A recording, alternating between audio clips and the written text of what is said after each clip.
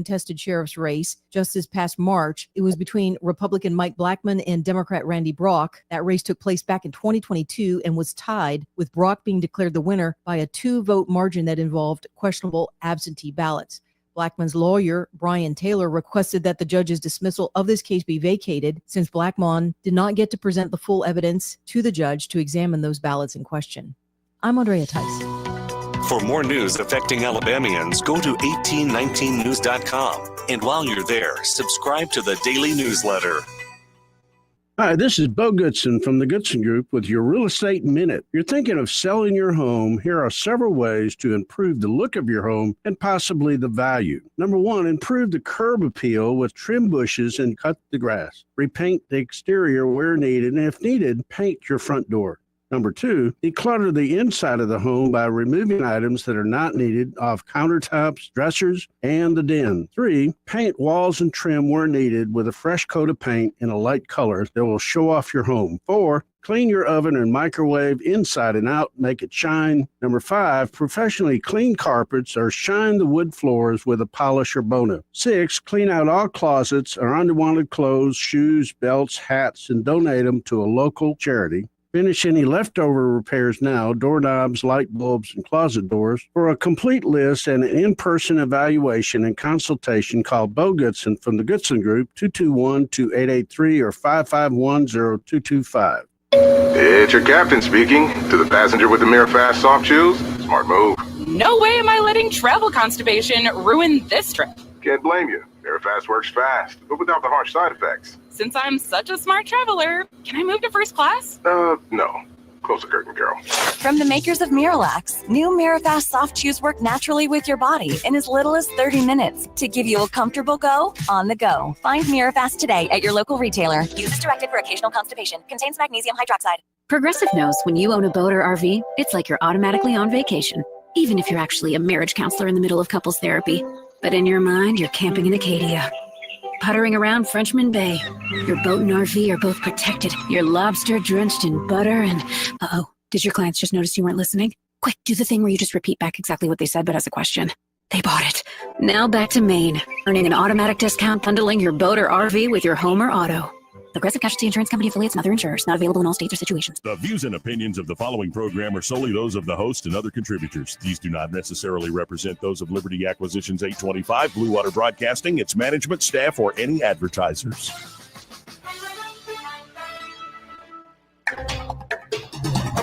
It's time for Montgomery's conversational radio show. It's news and views on News Talk 93.1 FM. To join the conversation, call 272-9228.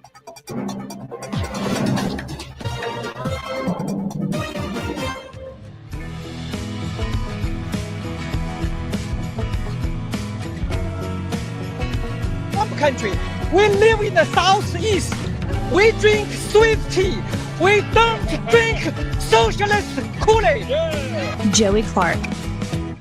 Welcome into the program here on a lovely, well, slightly overcast and cloudy day here in Montgomery, Alabama. I'm your host, Joey Clark. My trusty co-host, Eddie Bader, here in the studio. Hey, Eddie, buddy. how you doing? You already chilly over there? Yeah, man. I even snuck it over there where I turned it up a little bit, like turned up the heat. I mentioned it to a certain female the other day, and she mocked me.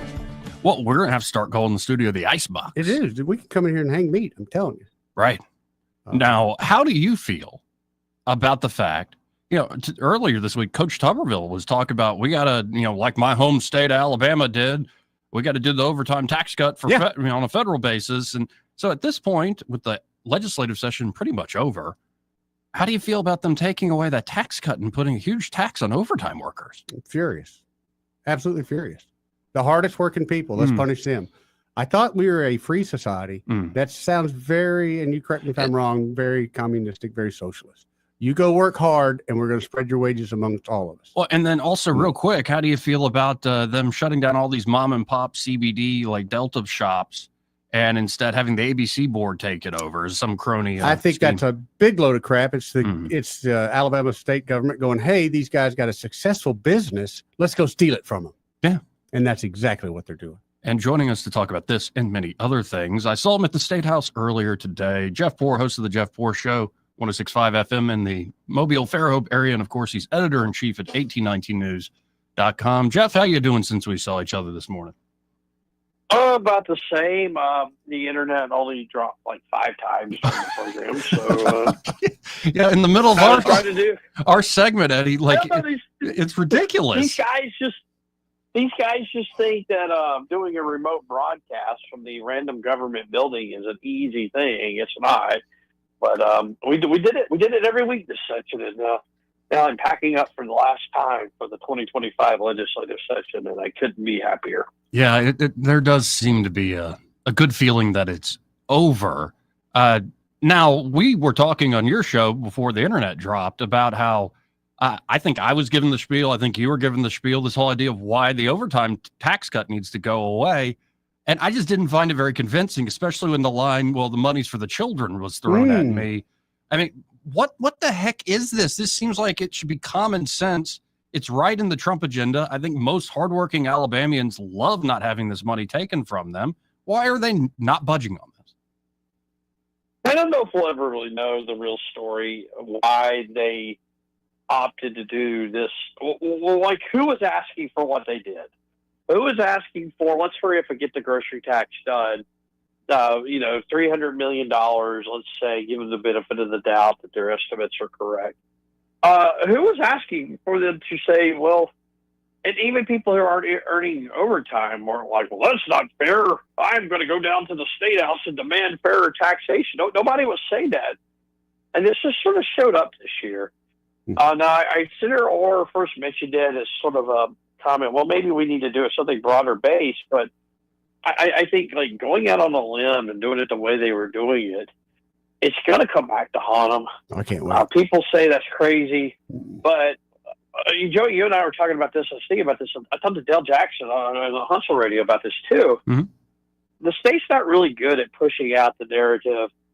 Hey, this tax exemption is winding down, so you need to start doing withholdings to cover these overtime earnings. And what could happen is somebody at the end of the day is going to have to somebody or a number of people will get charged for this on their taxes in 2026. They'll be like, well, why do I owe $1,000? What happened here? Oh, we forgot to tell you. We stopped the overtime tax exemption. I think that's going to have repercussions. Well, and I think it's just dumb politics at the end of the day. For instance, they did just go ahead and take that 1% off the grocery tax they had already promised us. Right. But how many folks are going to notice that 1%, whereas the guy who works overtime at Hyundai here in Montgomery is going to notice, say, thousands of dollars he now owes? Yeah. Well, and then was this sort of like a corporate grocery store play here? Like, who was asking for them to do this? Something they were statutorily obligated to do anyway. Once the ETF grew at a certain percentage at a certain rate, they have a real problem in Montgomery. They want to maintain balance in the budgets, but I think this overtime tax got them called off, and they knew that they were going to lose that penny on the grocery tax. And that was going to be a double whammy for the ETF. So rather than say we got to increase your taxes, which they are, this is a way to increase your taxes without actually having to vote on a tax increase. And another tax increase as the Alabama legislature passes bill banning hemp products from being sold at gas stations, but also a lot of mom and pop shops that aren't part of, say, the bigger chains. This seemed like the weirdest compromise we were talking about earlier today on your show, that it's almost like they used the battering ram of the moral outrage and, say, the reefer madness, and just used it as a huge corporatist takeover of what was a pretty fledgling business in a lot of ways. And I believe there's a 7% excise tax added. So there's another increase in tax. There you go. Go at that. Well, syntax. You start out at point A where we need to get a handle on all these convenience stores and their hemp products, and nobody knows what's in there. It's not regulated. We got to get a handle on this. That's point A. And then point B is, well, we should just ban it altogether, shut it down. Let's just not do this. This is such a bad idea.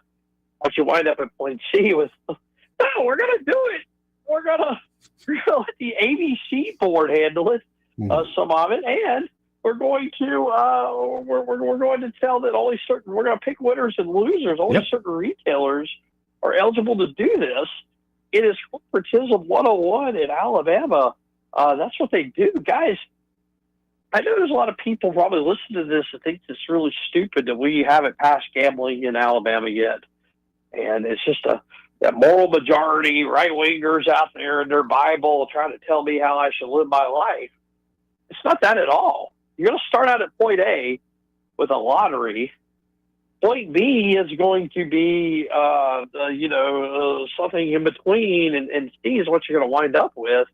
Like state-sanctioned gambling, state-sanctioned casinos and sports betting, and they can't get anything right. Look at medical marijuana. It's going to be a disaster. This is why you need to be very careful before you start cheerleading the state to get into these arenas where it's just not equipped to be successful. Yeah, it's just, it's crazy. I mean, is there anything good that was done this legislative session? Anything you would give them points on the board for?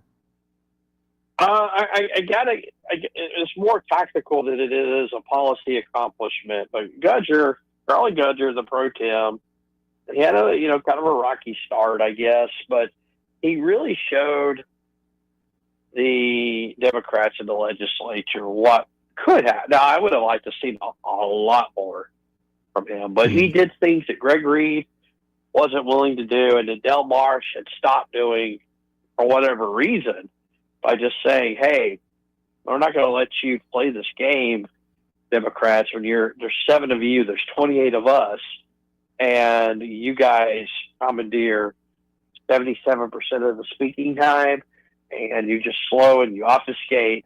And they did the cloture petitions, and they got some, at least, like you and I were talking about on my show, some incrementally small ball good things done. But I think the lesson is this: when it comes time to do something big that's important, the Senate at least has shown that they're capable of it. Now, will this stay? Will the Gudger Senate continue to be use that? They haven't shown it much today. They just don't have the time. Democrats are really up into business upstairs. But going forward, this next year, this quadrennium, and then the quadrenniums in the future, assuming Senator Gudger maintains the pro tem's chair, will he be willing to shut down these Democrats who are using the rules and tools, as Smitherman calls them, abusing them, I would say, to stop the will of the majority? And I guess we'll see. I would add to, the stuff that got over the finish line in terms of the crime package, for instance, the expansion of Anaya's law, being able to hold people that say shoot into an occupied dwelling, just stiffer penalties across the board for possession of certain firearms, and more the activity that you engage with in those firearms, the criminal activity. I think that's good, but a lot of this, should have been done a while ago. But yeah, we'll give them there. I guess I would grade them. I think you talked me down. I think you talked me down to a C- D+ on this session. But of course, they're going to sell it like it's an A. Well, they're going to sell it like it's an A, and we shouldn't let them do that. And I tell you, the way it works in this building, there's some members who are like, well, I just don't want to go back to my district and tell people what I did. I'm not real proud of it, or I wish we had done this. This is what they wanted: an overtime tax exemption extension. They didn't want this grocery tax.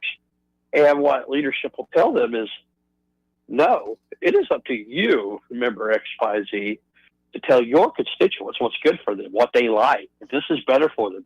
You have to sell them on what we're doing, rather than you being sold on what you should be doing by your constituents. It's upside down. You have to go back to your district and tell them what's good for them. I think that's bad policy. That's bad government.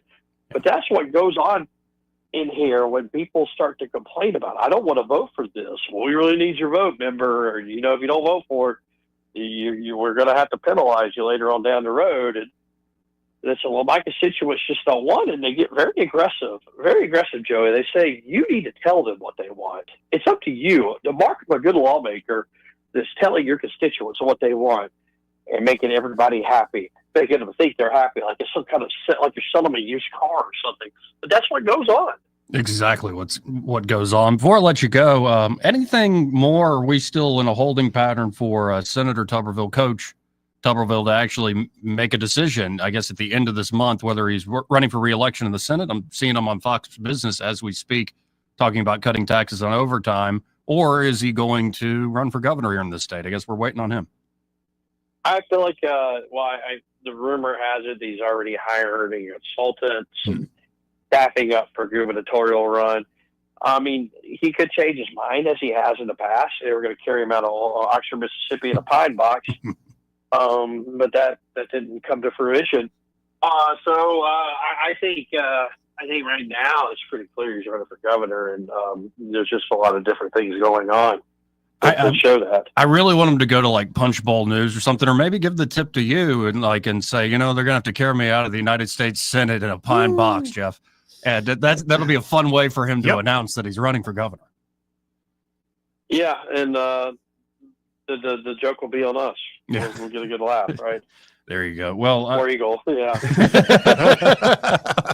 Real quick, I liked Trump's commencement speech at the University of Alabama, but there was so much of me as an Auburn graduate. You a little bit? I'm like, I don't like this too much. Crimson, Joey. Yeah, it's just part of my the rivalry was coming out in me. I'm like, it was a great honor to the state, but I'm like, man, speaking of Auburn.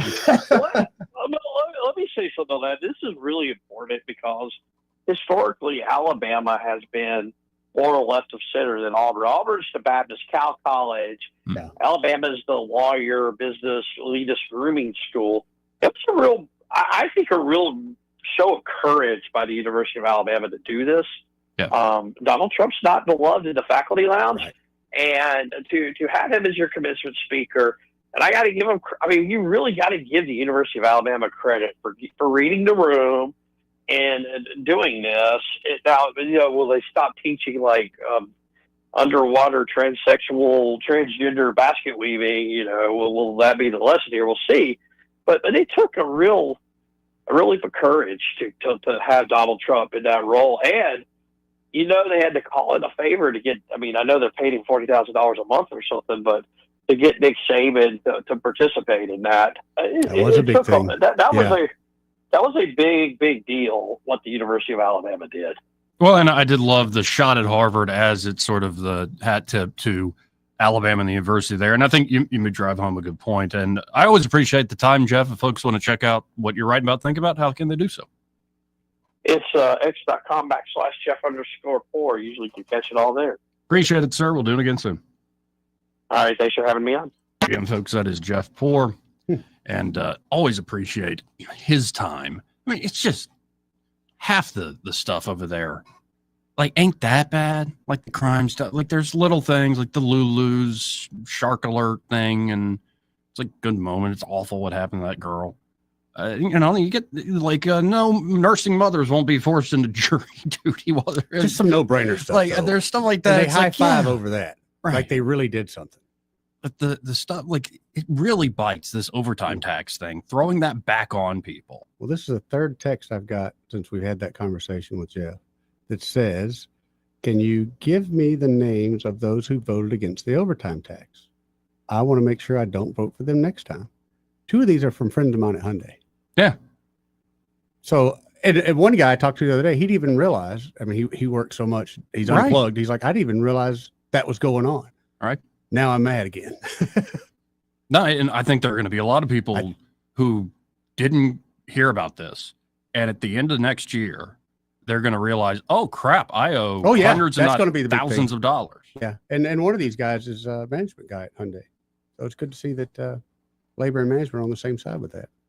Well, we got a lot to cover today. There's a lot of theater going on in front of the Congress. The secretaries of different cabinets, like the Treasury Secretary, Besant, is having to listen to just absolute morons. I wonder what the IQ delta is between a Treasury Secretary and a newly elected member of Congress. I know Have you heard Crockett when she speaks and there's always the beeping smoke detector? I don't know if that's real. She said that somebody's doing it in there. She said somebody's actually doing it in the chamber. Yes. Wow. Talk about did Big Balls leave Doge and join Congress? Like, what is that? I just think that is trolling above and beyond. It's kind of hilarious. Really is hilarious. Who's the guy who's dead now who was like the life coach? Kevin, like black guy, always well put together. And he just call Kevin people Samuels, out. but Yeah.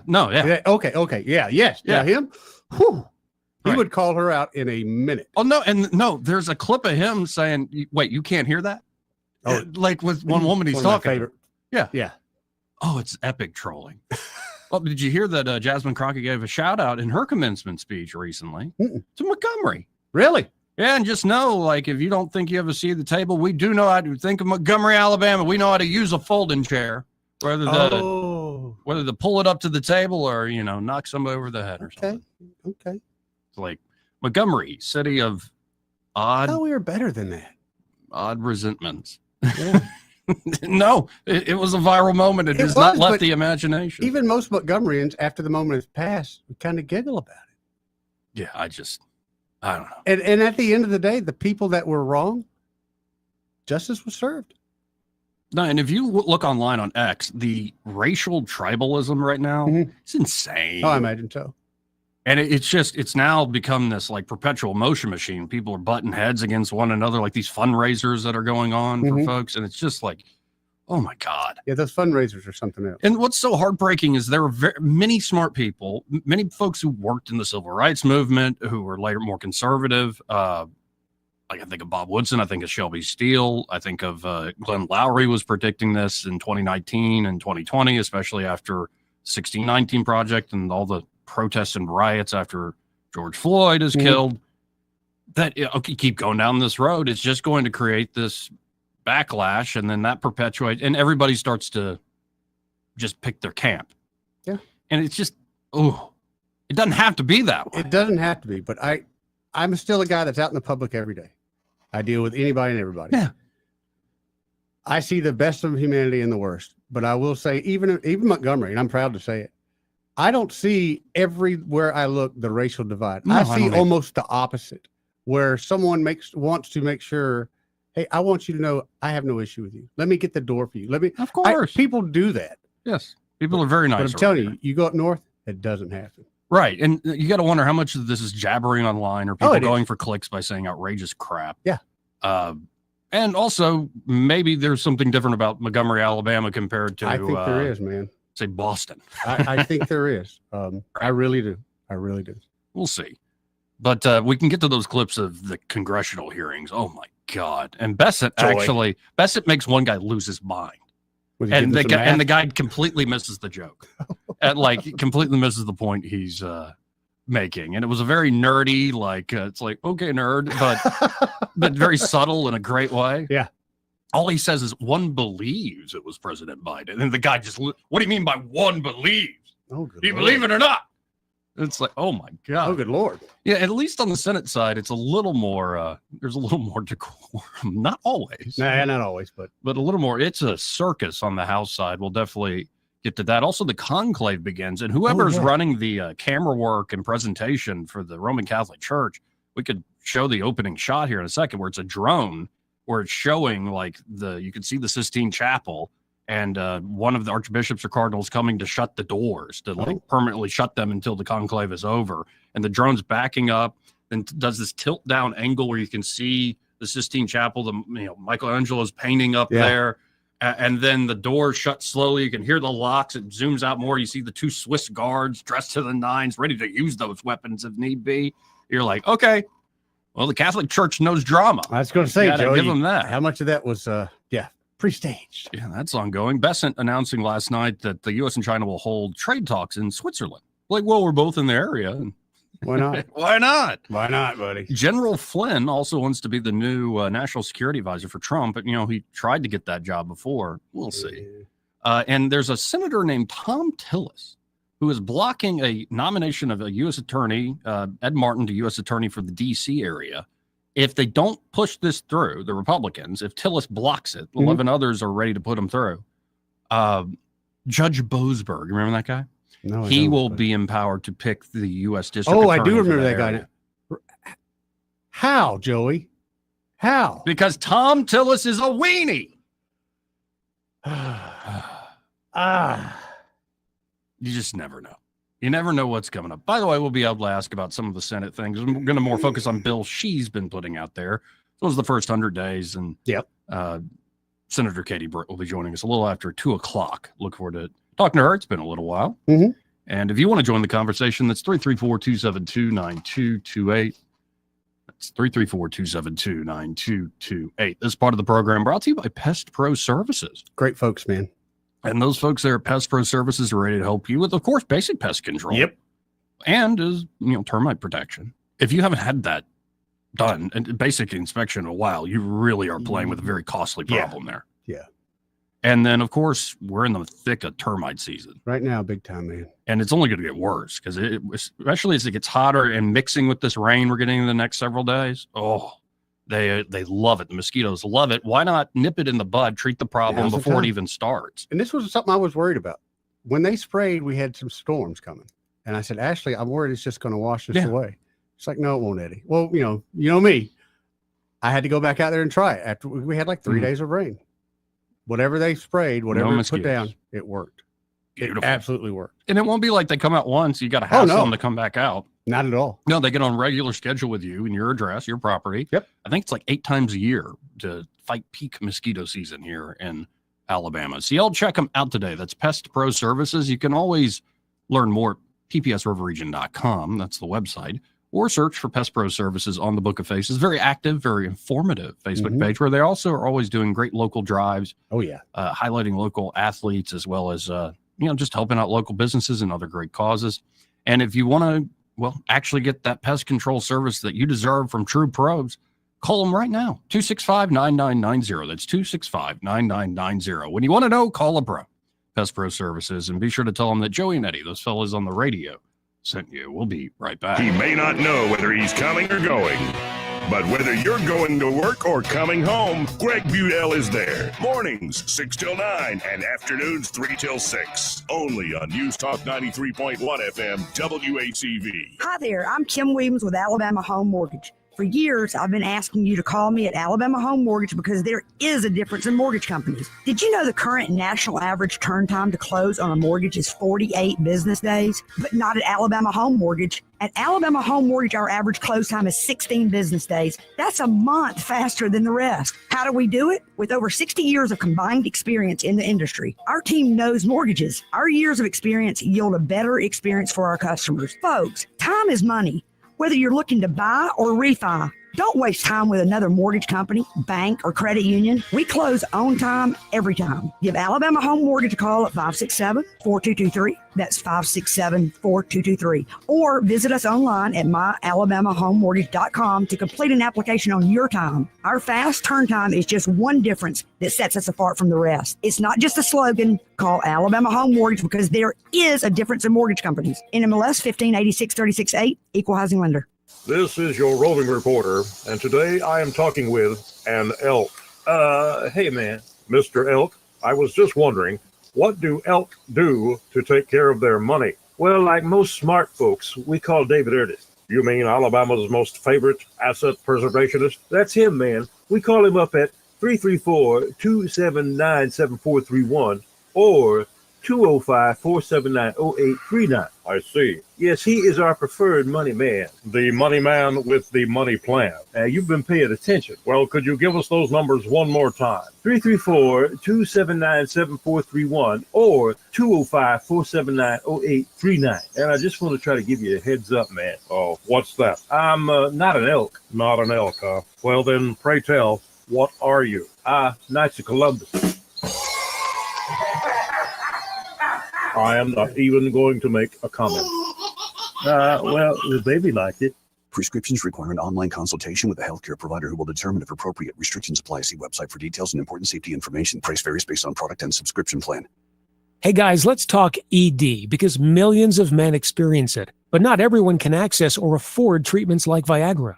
Well, HIMS can help. Through HIMS.com, you can get a full range of treatment options for ED, including daily or as-needed meds through a 100% online process. It all starts with an online intake form. Get started at HIMS.com/radio, and from there, a medical provider licensed in your state will determine if ED treatment is right for you. If prescribed, your medication is shipped to you for free. Find the ED treatment that fits your needs with options up to 95% less than the brand names. Millions of men experience ED, but HIMS can help. To start your free online visit and save up to 95%, go to HIMS.com/radio. That's HIMS.com/radio for your free online visit. HIMS.com/RADIO. For too long, Alabama's statewide news companies have shamed us for our conservative Christian values. Alabama deserves a news company that cherishes our culture, a company that isn't bought and paid for by the powers that be. 1819 News is that company. Run by Alabamians for Alabamians, 1819 News celebrates what is good and beautiful about our state while exposing those who work against our values in secret. Just go to 1819news.com to learn more. Subscribe to our newsletter. That's 1819news.com. For reliable electrical services in Central Alabama, trust the experts at Crosby Electric. Crosby's licensed and insured electricians are ready to tackle any project for your home, from troubleshooting, repairs, to installing new lighting and preventive maintenance. And Crosby understands the need for quality service for small business. Crosby is big enough for the largest job, yet small enough to bring real value. Visit CrosbyElectric.com to schedule your service. Crosby, powering Central Alabama with excellence. Rich Thomas weather, a service of Wiley Sanders Truck Lines, where over-the-road dump truck drivers are needed right now. Home twice a week and every weekend, must leave early on Sunday with Blue Cross Blue Shield. Call them now at 855-777-9785. Rich Thomas weather. Well, hi, everybody. Not exactly a Chamber of Commerce forecast for the next few days. It's going to be wet and unsettled at times. Scattered showers and thunderstorms in the forecast for today and tonight. High today, 78. Low tonight, 65. And then periods of showers and thunderstorms in the forecast. Thursday, Friday, probably Saturday and Sunday as well. Highs most days in the 70s. Lows at night in the 60s. Just be flexible with your outdoor plans. From the Blue Water Weather Center, this is Rich Thomas.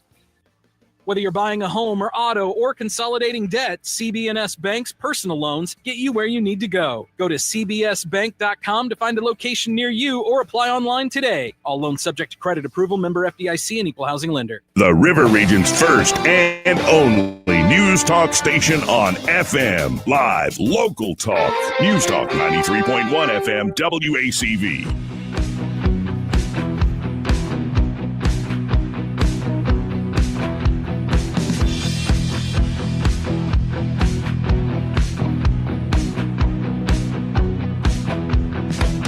Joey Clark.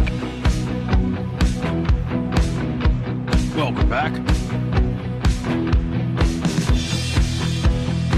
If you only catch like a tail end of a segment or you had to get out of the car in the middle of one that you're enjoying, you can always go to Joey Clark Live on YouTube or my Facebook page, just Joey Clark, or at the Joey Clark on X. And X is a lot of fun. It can also be, accessible, but also a lot of fun.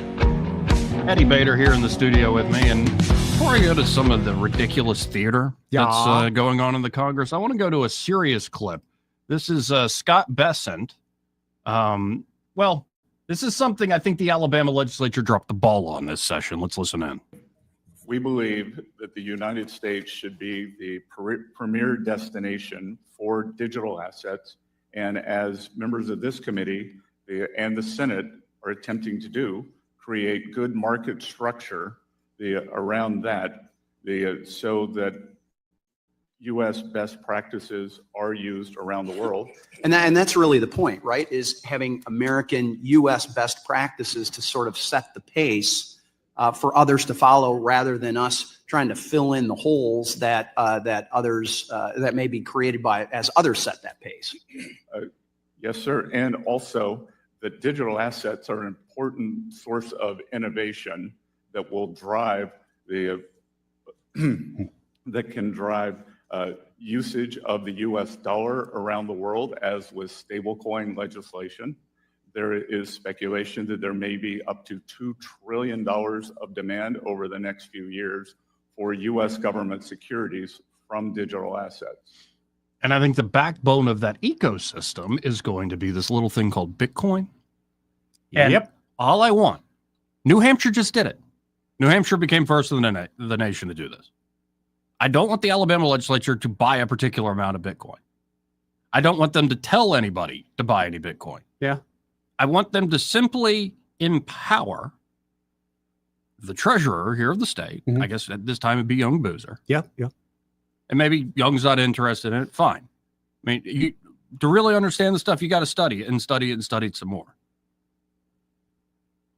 But just empower the treasurer or empower, say, other vehicles that if you think it's prudent, it's a wise fiduciary move to help empower the long-term wealth of the state, you can put some of our reserves and assets to this percentage in Bitcoin. You can have direct exposure. Just empower them, the professional, to make that decision when they think the time is right. Because the pump is being primed by the feds right now. I'm not saying go out and buy $1 billion of this stuff. I'm saying empower the actual folks who have the financial wits about them to at least judge this themselves and have the ability to make a decision when they need to, as opposed to us waiting another year. And would they? Well, and that's the question. But at least they'd have the opportunity. At least give the empowerment. Yeah, it's that simple. And again, I think this is going to be the backbone of that ecosystem he's talking about. You're also seeing a lot of big banks jumping in on this. I think you're going to start seeing, there's one company that just came out, they're going to start accepting Bitcoin as collateral for loans. Other companies like Commerce Secretary Lutnick, his firm, Cantor Fitzgerald, are going to be packaging commercial loans to folks with Bitcoin as the underlying asset that protects them and protects the person taking out the loan. So you want to get out something, well, you just surrender your Bitcoin. You're not on the hook for everything else that you took out within there's a certain year period there. But I think it's like 4 or 5 years because they think there will be appreciation. And so if you have an asset, people are always thinking, how can I preserve my wealth long term? Had it. Right. If you have an asset that it will accrue value slowly but surely because it's a fixed supply, but it's also incredibly liquid in the sense that it's not as difficult to say, use as gold in a direct way. Not as heavy. I don't think gold's going to go away. Oh, it's not. But if more and more big institutional players, including the U.S. government itself, is thinking about leaning on Bitcoin as a long-term strategic asset for long-term wealth, why not at least be ready? And that's what's so frustrating about this. And I'd imagine there are folks who haven't done the work. They haven't read into it. They haven't studied it themselves, and that's fine. Then go do it. It's not fine, but I get it.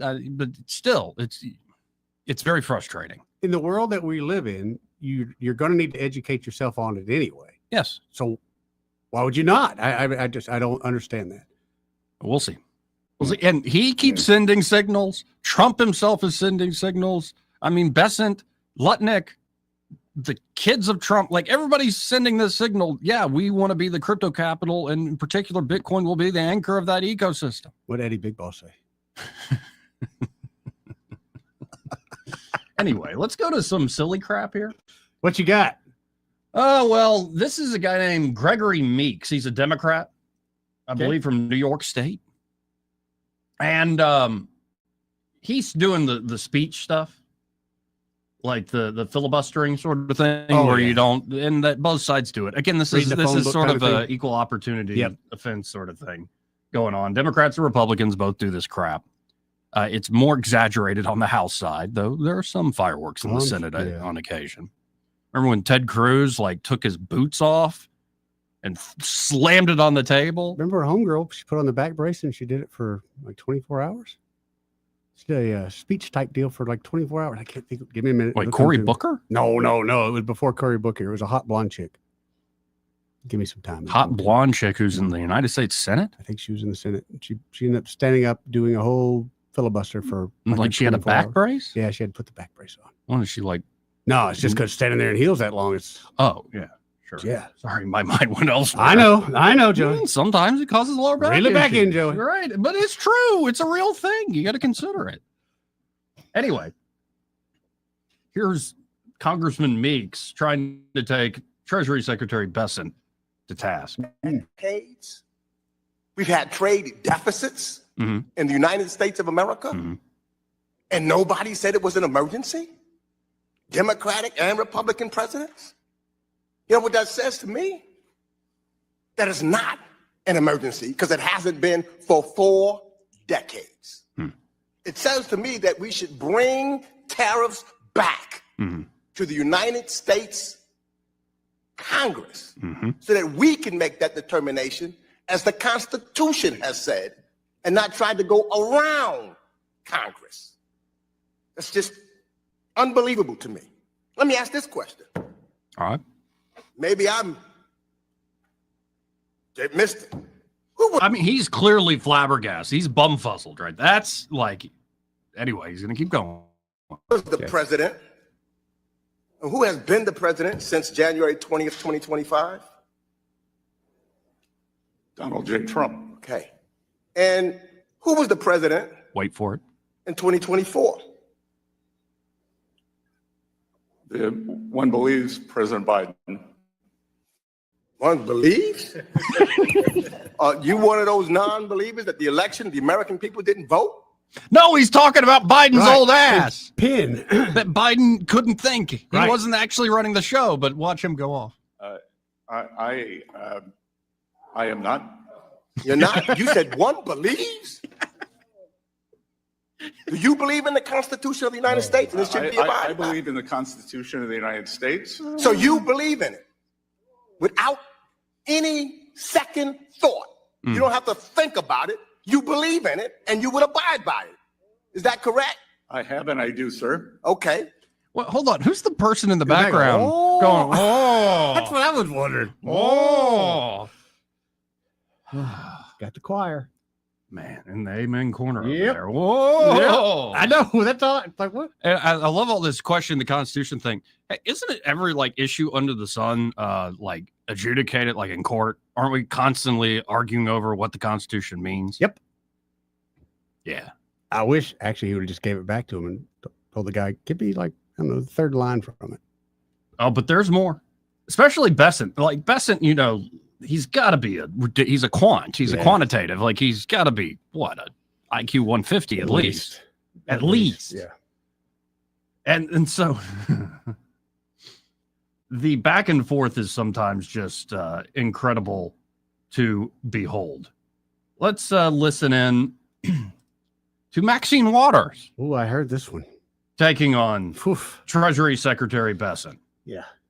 I mean, this is genius stuff right here. Boy. The theater is in play. 'Tis the season for Congress to show their act. You know the level or nature of the clearances and security training required for individuals to access the information held in the computers of Treasury, IRS, or CFPB. For those just tuning in, what Maxine is driving at is the narrative that Doge, these young kids working for Elon who didn't go through the right clearance process and training process, they got access to your data in the United States Treasury Department. Yeah. And they're stealing it and doing dirty things with it all night long. Except they're not. So she's going to press that narrative, that line of inquiry. Yes, I do. And I think we would have a disagreement over the definition of the word unfettered. Mr. Secretary, did all the individuals working with Doge who were given access to Treasury and CFPB's computer databases receive all of the required clearances and security training before they were granted access? Again, they were granted read-only access at Treasury. There were two. So let me just say, Doge employees. please, you can't filibuster here. This is not the filibuster. Yeah, you can't playground. filibuster here by telling the truth. What you did was you let these strangers into our Treasury with access to all of the data, all of the personnel information, and you just opened the door. Why'd you do that? No, ma'am. They were Treasury employees. Oh, are you saying today in front of this committee that all of them were Treasury employees, that the 25-year-old who's being identified, who worked for Elon Musk, was allowed into the Treasury? Was that person there? He was a Treasury employee, as was Tom Kraus, the senior person on the Doge team. There were only two people. There and were they Doge granted- employees also. Sorry? Do you know, were you aware that there were Doge employees coming into our treasury, getting all of our personal It's not information? true, Ma'am, there Maxine. is no such thing as a Doge employee. There were Treasury employees. I tend to disagree with you based on the information I had. Based on the lie I've been told and will continue to spread. Oh, I can't stand her, man. How did she even get to where she is at? I mean, isn't democracy wonderful? It'd be better if you could throw rotten fruit. And I'm not saying the Republicans behave any better in these things. Oh, Like no, half the that's- time, it's just like, really? Oh, I'm equal opportunity at throwing the rotten fruit.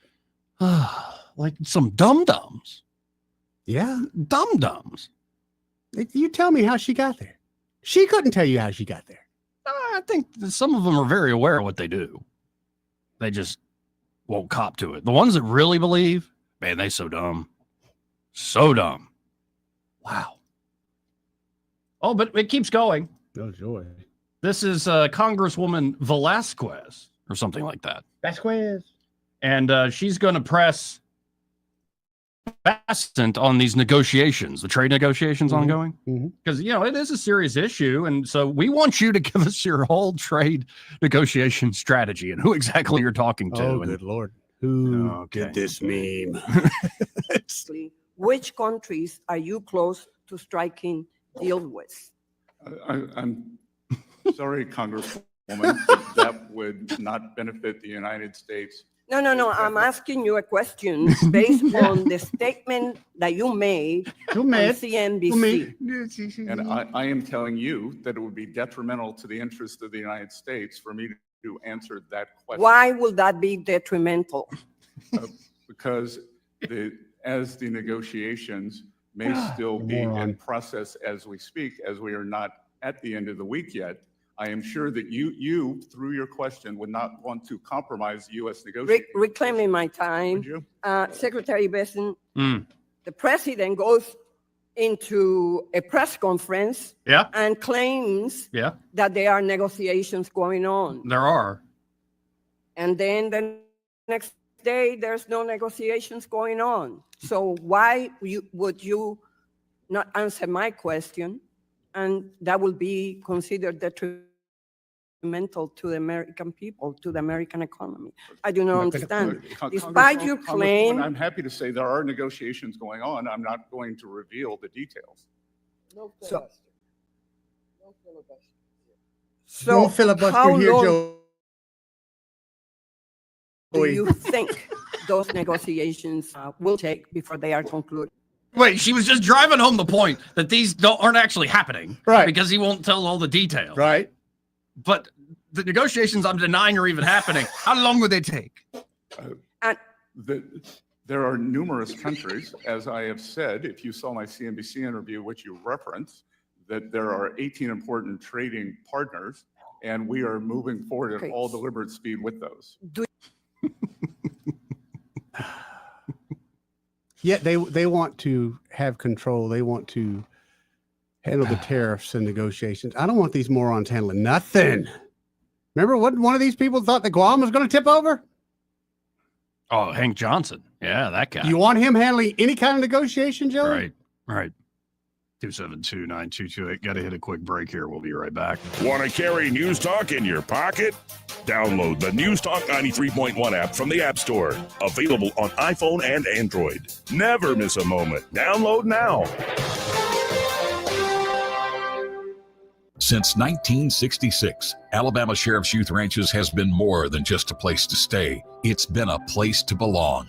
For children facing hardships through no fault of their own, our ranches provide more than shelter. We offer a warm home, a loving family, and a future filled with hope. With open arms, we welcome these young hearts, giving them the love, structure, and guidance they need to heal, grow, and thrive in a warm Christian environment. Together, we can give Alabama's children the chance they deserve, a chance to dream, to succeed, and to feel truly cherished. Every donation stays within Alabama, directly impacting the lives of the children who need it most. Join us in making a difference. Visit AlabamaSheriff'sYouthRanches.org. Follow us on Facebook and Instagram, and download our app from your app store. We'd be honored to have you as a part of our mission to lift up Alabama's youth. And remember this, it's easier to build boys and girls than to repair men and women. It's time to show Mom how much you appreciate her with a Jenny Lynn's floral creation for Mother's Day. Skip the grocery store flowers and make one quick call, 285-1000. Roses, lilies, beautiful bouquets, and gift baskets designed just for Mom. Call Jenny Lynn's Creations, 285-1000. Live, local talk. The River Region's most trusted voice for news and opinion. News Talk 93.1 FM WACV. How you conduct yourself in a democracy? Joey Clark. Welcome back. Let's go right to the phones and talk to Austin Baranko with Invista Advisors. Hey, Austin, how you doing today? Hey, having a great Wednesday, Joey. I am down here in Escambia County right now. Just wrapped up a client meeting, now headed over to Mobile for another. So I didn't know that. You travel the state to actually meet with clients. I do. Definitely in scenarios like this. I've got a client, it's been a client of mine for nearly 7-8 years, and their parents are in poor health, and they just want to reconfirm the kind of estate plan for when their parents, or really just their dad, passes away. And so I was down there kind of crossing T's and dotting I's. And yeah, absolutely. Wherever our clients live, when it comes to kind of end-of-life procedures and getting things buttoned up for their estate, I will always go face-to-face. And I think that's one of the things that differentiates us from a lot of people. You know, this age group of client, he's 88 years old. He doesn't work well with Zoom, and he'd prefer to be face-to-face. And, man, he stood up out of his wheelchair when I walked in the house to shake my hand, and I could tell he was so proud to stand up and just, you know, he's healthy, as healthy as he can be at that age. I hope that I'm standing up at the age of 88 shaking hands. But, yeah, face-to-face is really important for us. Well, and it is good because often folks think about their wealth and think about investments, think about things like life insurance, just preserving their wealth long term. And it comes down to obviously following the number and the dollars and cents of it. But it's good to humanize this because behind those numbers, you talking about real people with real goals, especially looking out for their kids, their loved ones. And I mean, you're talking about life's work often in these situations. No, that's right. There are definitely people and families, and it's a generational thing. And so even though I was introduced to this relationship from these people's children, you know, I now work with their parents, them, and their children. And their children are all in their, you know, late 30s, early 40s. And so they've now got grandchildren or great-grandchildren. And so, you know, this is important to know. This is not just money. These are real people. And when you go through a big transition of generational wealth, you want the whole family relationship. And that's what we pride ourselves in, is really keeping these people connected on the same page and making that transition as effortless as possible. Because you don't want to be thinking about money in a time of grieving. And I'm not saying that's coming up anytime super soon for them, but at 88 years old, you got to wonder how many more good years are left. And while he's still coherent and able to stand up and shake my hand, he wants assurances that, hey, when he passes, no one's fighting over money and everyone knows kind of how this is going to play out. And so we sat around the table with multi-generation this morning and reviewed their plan. And so if you're listening and you'd like something like that for your family, you know, we'd love to help you as well. The conversation always starts with just a phone call, folks, 387-0094. And when you call them up there at 387-0094, be sure to say, hey, I heard that awesome dude, Austin Baranko, on the radio with Joey Clark. I want to see what y'all can do for me. Yeah, I appreciate you, Joey. I was going to say one more thing. Sure. I've been listening to you guys on the Congresswoman grilling Scott Bessent and his responses. And, man, he is probably the most tame and politically correct person to be answering those questions. I know plenty of other people who would have jumped across the aisle, wanted to strangle that lady, but I really enjoyed listening to your segment there. And as you probably know, in the next 2 minutes, we'll get numbers from Powell, who's kind of on the other end of the spectrum in Trump's eyes right now. But we'll talk Friday about how those numbers pan out, and I really appreciate your partnership. Well, I appreciate you, Austin, and we'll talk again soon. Talk on Friday. All right, sounds good. Bye. Again, that's Austin Baranko with Invista Advisors. The opinions voiced in this material are for general information only and are not intended to provide specific advice or recommendations for any individual. All performance referenced is historical and is no guarantee of future results. All indices are unmanaged and may not be invested into directly. The opinions expressed in this material do not necessarily reflect the views of LPL Financial. Securities offered through LPL Financial, member FINRA SIPC. Investment advice is offered through Invista Advisors, registered investment advisor and separate entity from LPL Financial. Quick programming note. Again, we will have United States Senator Katie Britt joining us a little after 2 o'clock as we kick off the 2 o'clock hour. Plenty to discuss with her. And as Austin just said, moments away, the Federal Reserve will announce what they're doing with interest rates. So we shall see as a lot of maneuvering continues to go on when it comes to the trade negotiations. I think the 16, 17 countries that are top trade partners with us, that's going very well. The big one, though, is China. Oh, yeah. And you're already starting to see companies play hardball themselves, explicitly telling customers this costs this much more because of the tariffs. Now, some of that is a little too cute by half. Like y'all have bonded warehouses where you've stocked up. It's already here for a while. And now you're jacking up the price. And that's what kills me because they put that messaging out, and I hate to be ugly, but not the sharpest people of the world buy into it. They don't realize these folks have warehouses built here. They were ready for this. Well, and also you can make the point that a one-time price shock from tariffs is very different than an endemic inflation. Oh, yeah. And folks are like, huh, what do you mean? But no, inflation compounds on itself year over year over year, whereas the tariff price shock is one time. That's it. And it'll probably come back down given all the negotiations. So we'll see. It's very temporary. Look at the ships that are sitting off the Chinese coast right now. Empty. Anyway, we got to hit this break. Second hour coming up. Broadcasting from the Riverside Chevrolet Master Control Center, this is WACV Cusana, News Talk 93.1 FM. When it's Chevy, it's Riverside. With SRN News, I'm John Scott. The Federal Reserve could keep its key rate unchanged for several more months as it seeks to evaluate the impact of President Trump's widespread tariffs on hiring and inflation. Some economists say that's even as the White House pushes for a rate cut.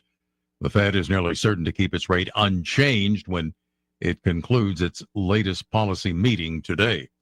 In health news, a combo flu and COVID-19 shot for older adults is being tested. Moderna's study showed the new combo shot generated an immune response against COVID and most strains of flu compared to existing standalone shots in people 50 and older. The shot uses mRNA technology, which has not yet been approved for a flu shot. On Wall Street, stocks remain mixed. The Dow up 363 points, the NASDAQ down 1 point. This is SRN News.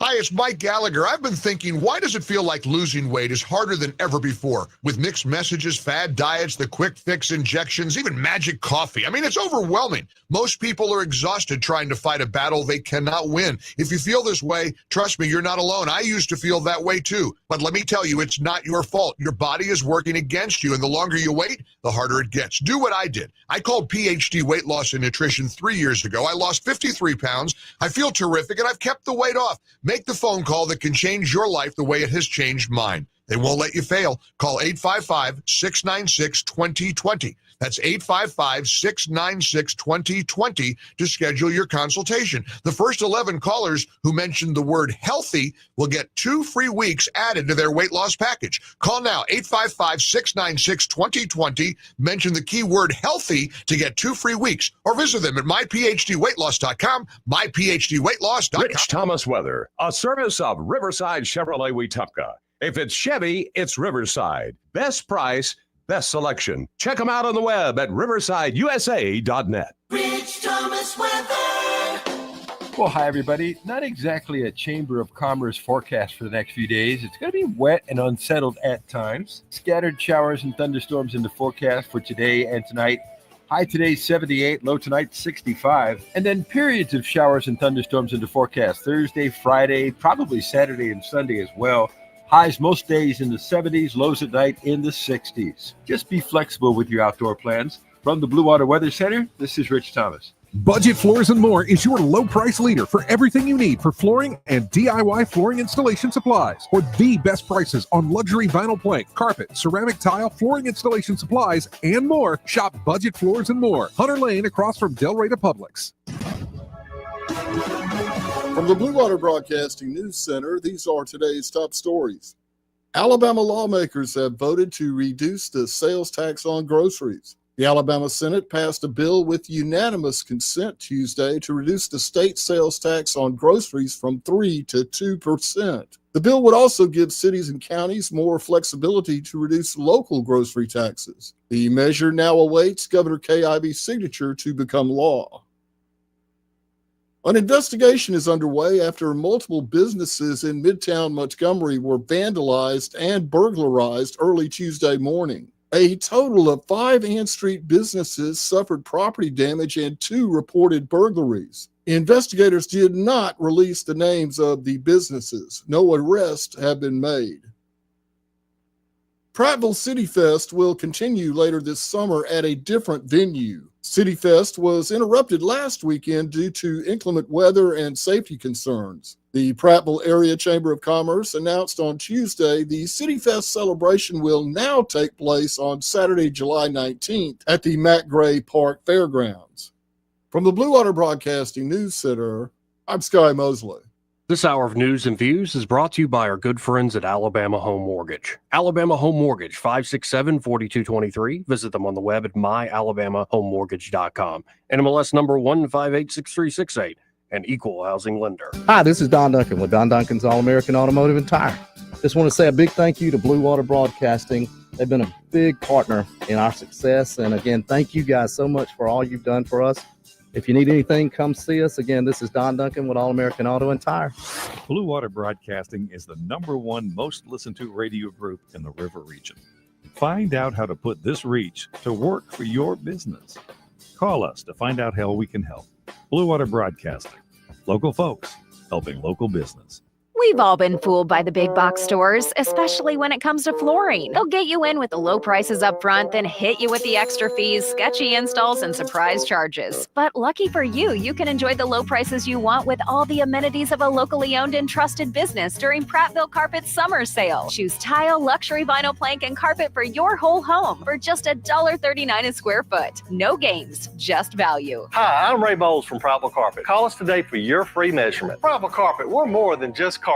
I'm Jim Smith with Adams Drugs, and what our customers say about our business is the most important advertising tool. I'm here with Ronnie Taunton, who is a longtime customer of Adams Drugs, moved away for 3 years, and came back to town recently. Ronnie, how easy was it to move your business back to Adams Drugs? Jim, it was very easy. All we did was make a phone call to the store in Prattville. That's where we live now, and they took it from there, and I didn't do anything else. What has your overall experience been like here at Adams Drugs? Well, we are glad to be back with Adams. We've had quite an experience in some towns we lived in, and they have great service. You can tell that the employees are glad to be there to serve you, and I couldn't ask for any more. Whatever formula the Vinson family has, they need to keep it in a safe place because it's certainly working. Come into any of our 12 Adams Drugs locations. Visit us at adamsdrugs.net to find the location nearest you. Adams Drugs is your independently owned Health Mart pharmacy. Health Mart, taking the time to listen and care.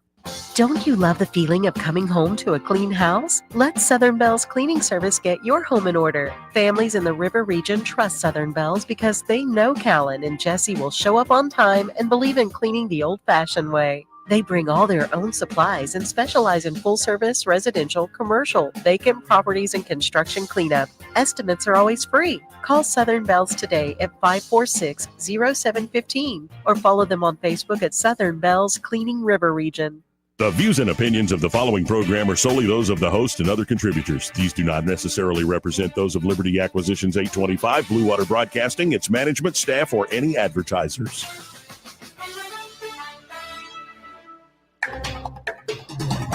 It's time for Montgomery's conversational radio show. It's news and views on News Talk 93.1 FM. To join the conversation, call 272-9228.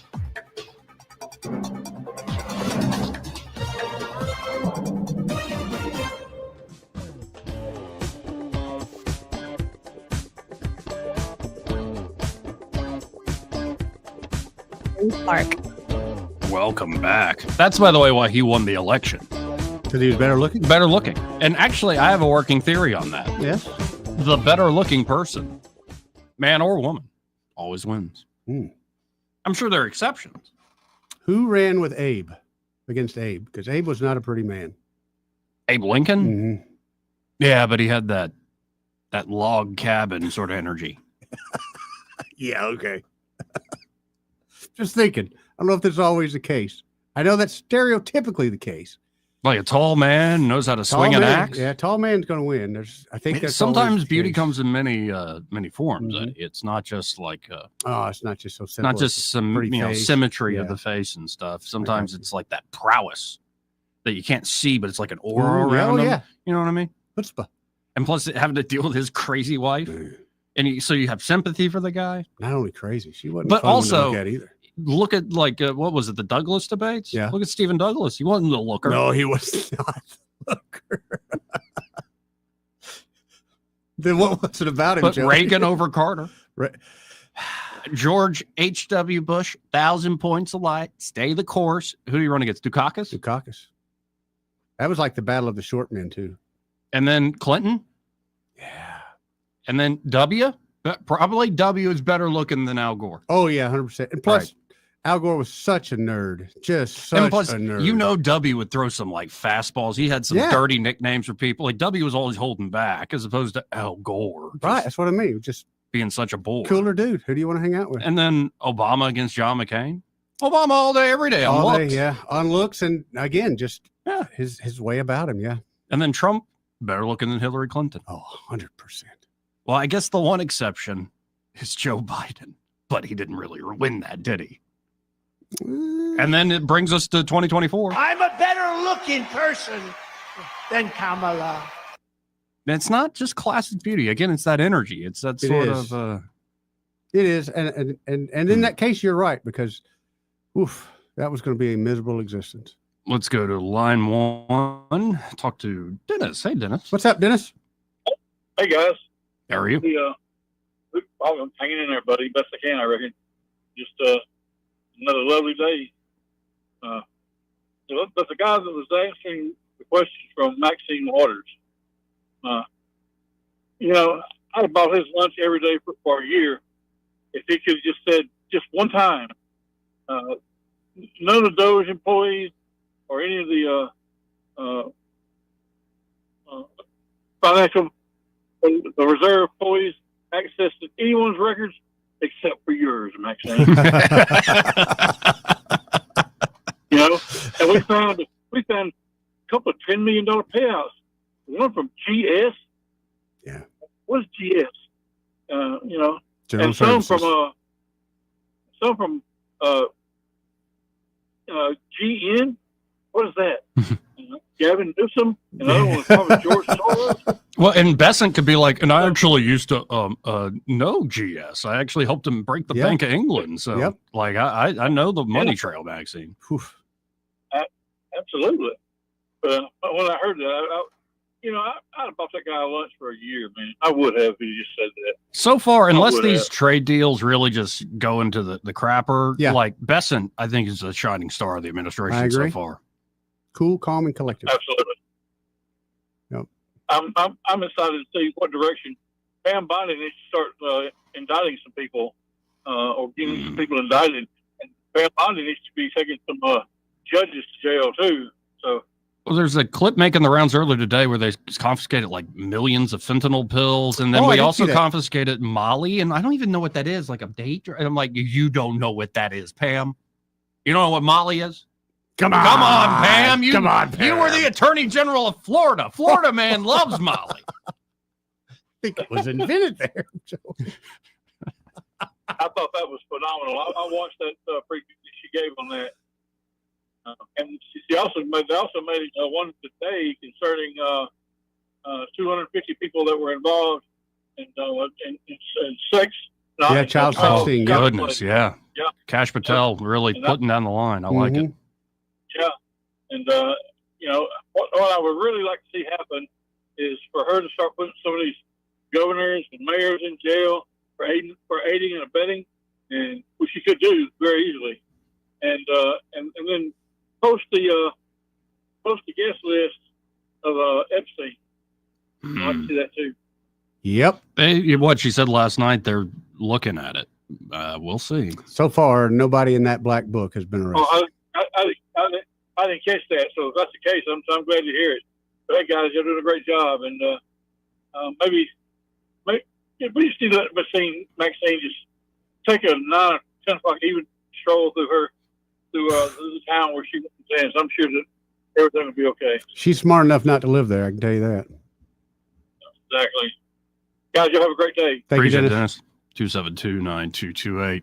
Still awaiting that big announcement. The one he was teasing with?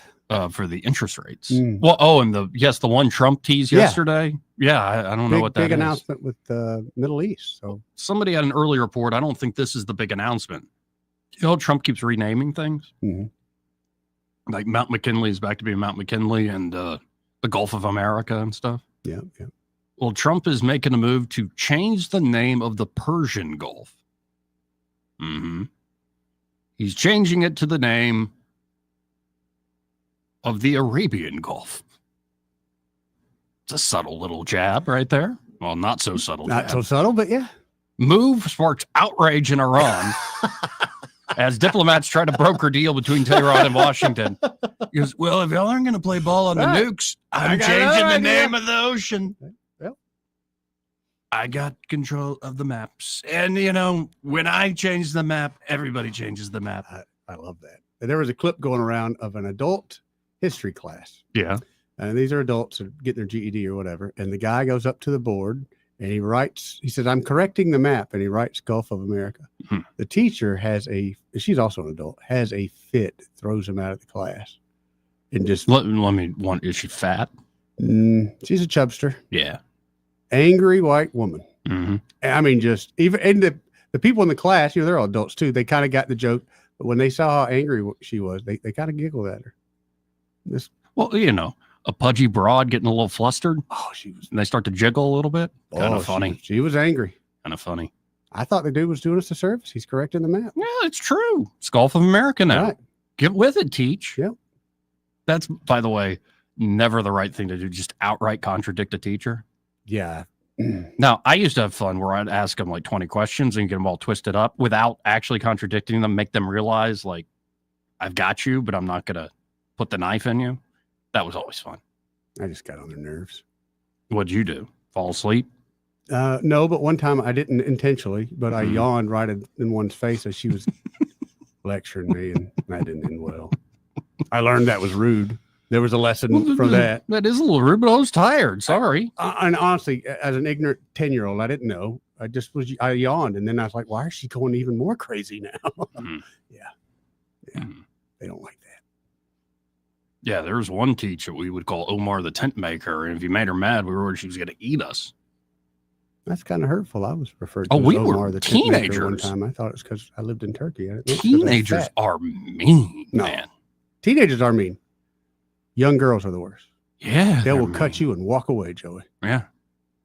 Yep. Anyway, let's go to T-Spear. Hey, T-Spear. How What's you up, darn? T-Spear? I'm doing good. I'm not mean yet today. Yet. It is early. Very important word, yet. But I'll tell you what, listening to that one congressperson stumble over the English language, stupidly stumble over the English language, just absolutely came close to making me start to get mad today. And then listening to all of our congresspersons who are going to allow this fool Boozberg to appoint a judge. You know, we don't hear from our congressperson in Opelika very often. Mike Rogers, he doesn't come around to any of the meetings. Mike Rogers. It's time for him to get off his little portly butt and start doing some work for this country. Now, there are other people who are doing it, not Tim. What's that other guy's name? Tim Tillis? Tom Tillis. Yeah. Tom Tillis? Not him, because he's willing to let a damn Democrat rule this country. And the last time I checked, illegal was illegal. I can't break in your house and get by with it, can I? Nope. Nobody's certainly going to break in my house and think they can get by with it. And let's be honest, T-Spear, if you broke into my house, I wouldn't charge you. Yeah? Yeah. I know her. If somebody walks in my house, they won't walk out. I'm with you on that, T-Spear. Fair enough. So if I come say hi, please know it's You me. better identify yourself first. You better identify yourself first. Yeah, but you know me from the show. No, Please no. No. I know you from the voice on the radio. I don't know this strange man in my house with 6 holes in him. Exactly. Exactly. So if these Democrat politicians are not willing to open their doors to all of the illegal invaders that are in this country, and South Americans are by far the only ones. We have no idea as to how many people are here illegally from South Africa, from the Middle East, from China, yeah, from Europe, from Turkey, yep, from all over this world. We have no idea how many illegals are here. So here it is, unless they are willing to open their personal doors and their personal pocketbooks, which to me they have not done either one, then they need to shut the hell up and let them all go home. And if you're here illegally and you have committed a crime, in my opinion, it's being really nice of my government to put you on a plane and send you somewhere else. I wouldn't worry about all of this. You know, you've got a right to a judge trial. You know what? You threw that right away when you walked into this country illegally. And you sure as hell don't have that right when you rape and murder and steal and destroy the rest of this country. So don't ask me to be nice. Oh, yes, ma'am. And that goes to Mike Rogers and Tom Tilley. Don't ask me to be nice. And these judges who are allowing this, that is aiding and abetting an enemy of this country. The last time I looked at a dictionary, that was called treason. These judges don't need to be picked up for anything else other than treason. The last time we had somebody taken care of for treason, they were put up against the wall. Yep. Well, I have no problems with that. I'm glad you're not mad today. No, not mad today. I'm going to go play in the garden. All right. So I'm going to get calmed down again. Thank you, T-Spear. Thank you, T-Spear. Guys, y'all keep up the good work. You do. Appreciate it. Fed leaves rates unchanged. Yep. Also, there's smoke at the where the Pope's at, the Vatican. There's already smoke? Yeah, there's a news Well, article. they probably came out already a did the second first ago. vote. That's what I figured. It must be the first one, which is Black everybody smoke. throws a name in there. Yeah, we got to vote Gotta initially. start on something. Yeah. Speaking of that, you're a drone operator. Like you do the photography. What do you think of this drone shot? This is them closing the door, so you can see all the red, like all the cardinals in there. I don't know if that's an archbishop or somebody who's going to walk up in purple or close the doors. But yeah, watch this. He approaches. It's got to be a drone because of the way it's going down. See how I can see this thing's apple? Mm-hmm. The drone's going down.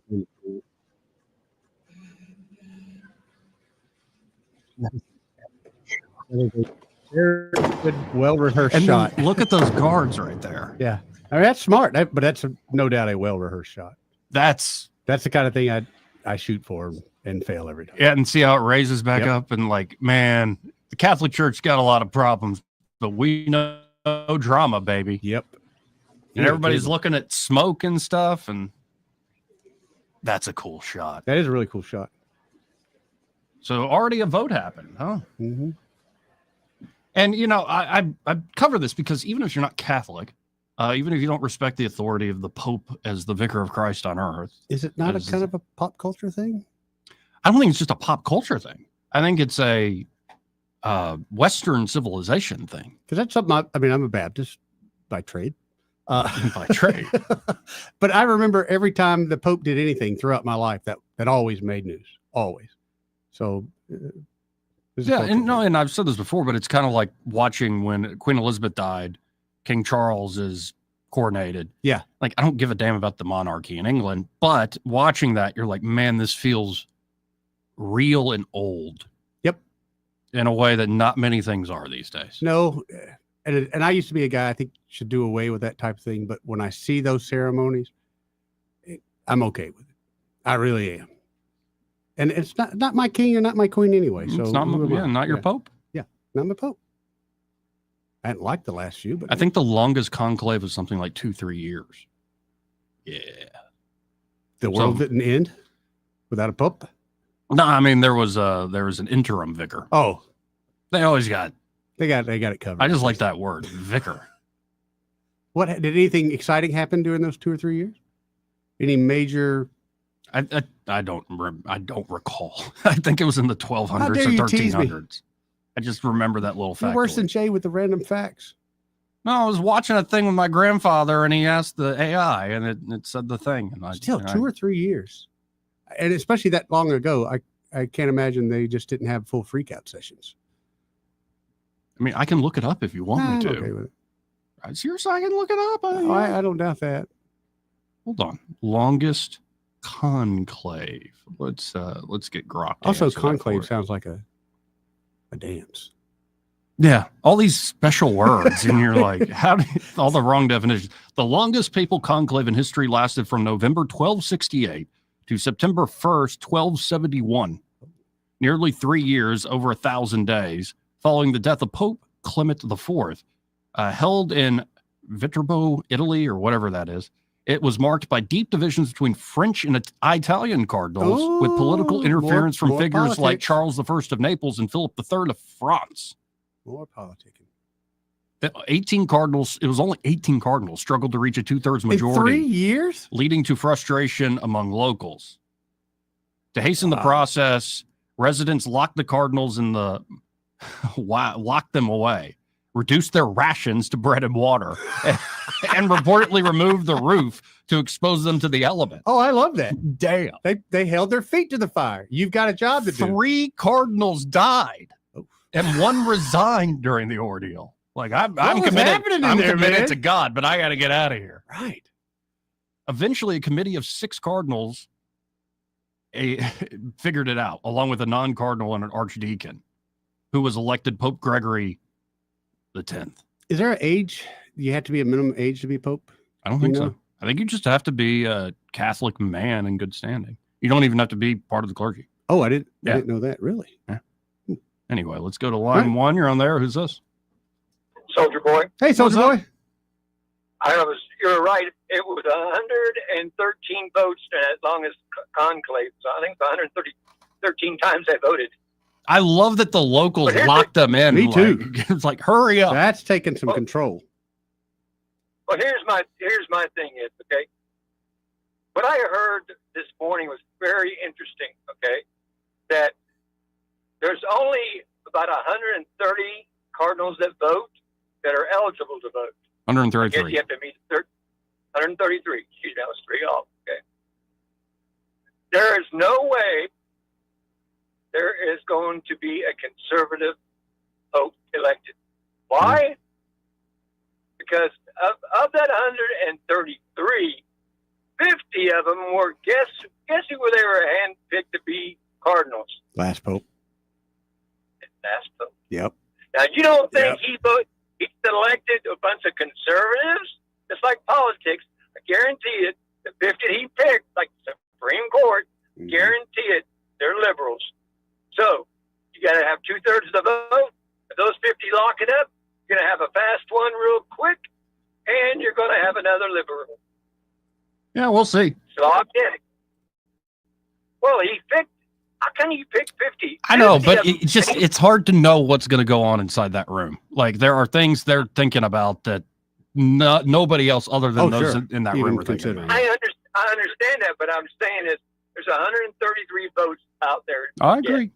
Yeah. Okay? And And you only Francis need stacked the 2/3. deck. Yeah. And it's stacked like the Supreme Court. I watched the Tom Hanks movie Demons and Angels. Yeah. Remember, and guess who they were going to pick to be the Pope? A priest. When he went in there to burn his arms and everything, and he says you can't make him. He said the only requirement to be Pope is to be a man of sane mind and Catholic. Yeah, That's good it. standing Catholic. You don't have to. You don't have to be a cardinal. You can vote anybody you want as long as they are Christian. Man, I mean, a Catholic. Yeah, and honestly, though, the more I read those books, that Man, movies yeah. based off of, I'm like, I'm starting to think this Dan Brown guy's just making stuff up. Think so? Anyway, I appreciate the call, Soldier Boy.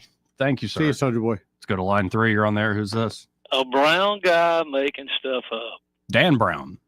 I got that. Joey, how you doing today? Great. How you doing? I'm okay. I'm a little frustrated, but that's a different topic. Oh.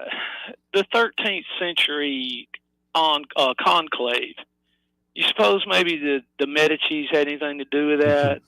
The fact that it was prolonged, etc. Possibly.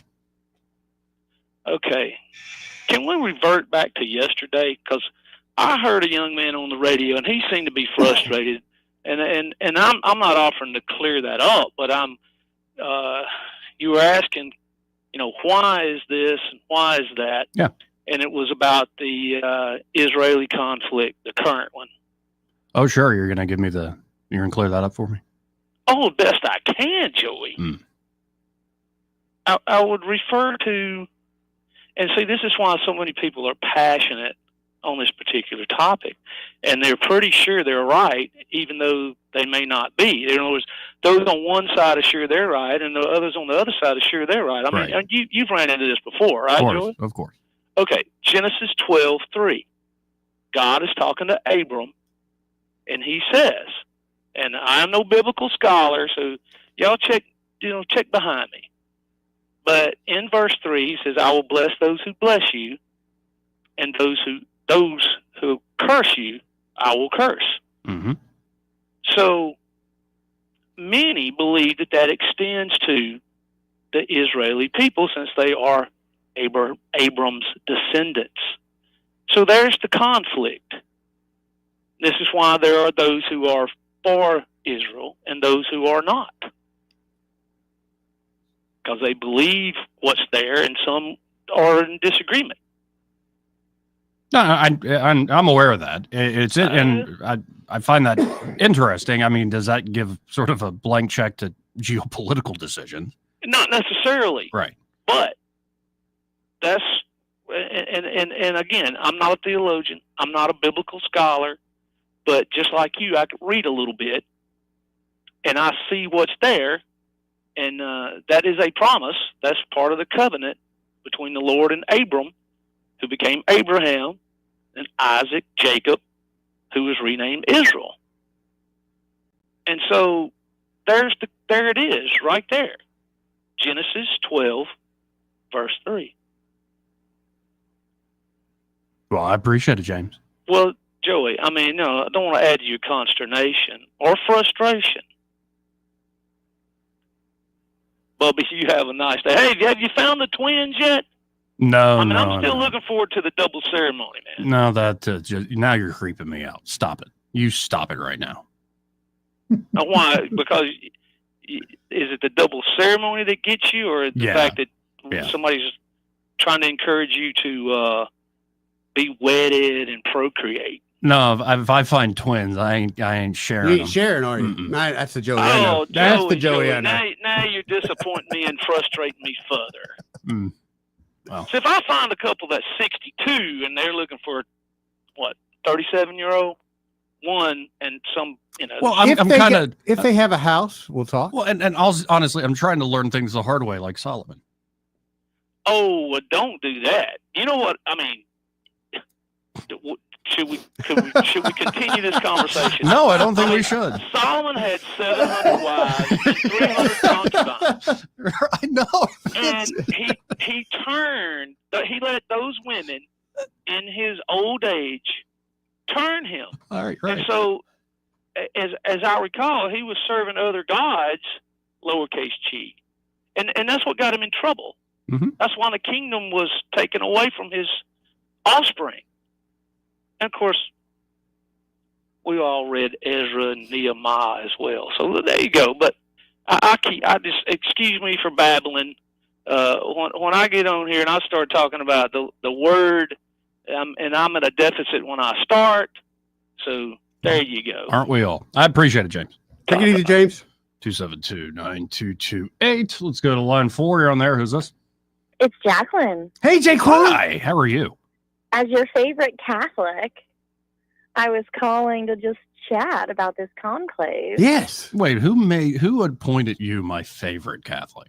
Eddie. Yeah, I'm her. She's definitely my favorite Catholic. Well, I got a uncle who's a Monsignor in the Archdiocese of Mobile, and so he might be my favorite Catholic. What? Yeah. He's I got love some that. inside connections. I'm here for that, Joey. You know I am.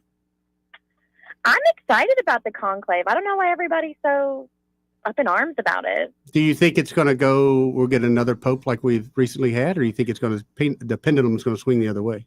I think that's okay, Eddie. Here's my opinion. I think it's kind of a loaded question because I think Pope Francis was very much a modern day pope, yes, in a lot of ways.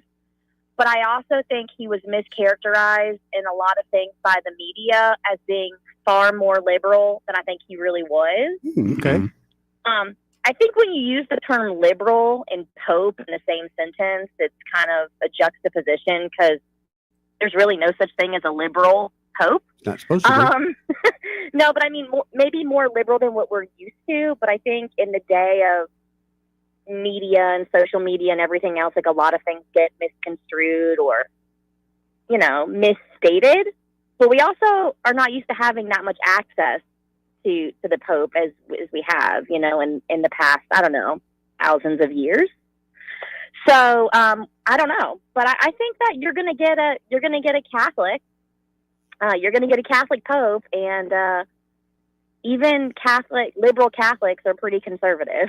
So I think you're going to get a conservative pope. Here, I got a clip I was yet to play. This is Bishop Barron, who's got quite a following online at this point. Who I love. Yeah. Here, I love Bishop Barron. He's going to make a point very similar to yours. I saw yesterday on social media, you posted a video saying that you were sick and tired of the commentary around this, or bits of it were annoying you. What were you talking about? Well, the politicization of it. Now, look, there's the gospel. There are indeed moral implications of the gospel. And then there are indeed kind of political strategies that are meant to embody moral principles. I get that relationship. You can't divorce the church from politics in that sense. But what gets me is the lack of proper prioritization. What comes first when it comes to the Pope is the declaration of Jesus risen from the dead. It was Gerald O'Collins, the great theologian for many years, the Gregorian. He said this must have been 2005, I think, when John Paul II died. And they're all asking you, what are you looking for? What are you looking for in a Pope? And there's all the usual answers. He said, I want someone who declares the resurrection of Jesus in a compelling way. Because that was Peter's job. And this successor of Peter. I think to put the stress on the spiritual, on the evangelical, on the declaration of Jesus, that's what matters. Now, as I say, indeed, there are further implications from that. But the preoccupation with, is he left wing? Is he right wing? Climate change, immigration. Okay, we can get to all that. But the first thing I'd look for is a disciple, a believer in Jesus, and who has the capacity to proclaim the resurrection in a compelling way. That's the Pope's job, and thereby to be a source of unity for the church. But see, people tend to overlook that, when they're looking at the qualifications of the Pope.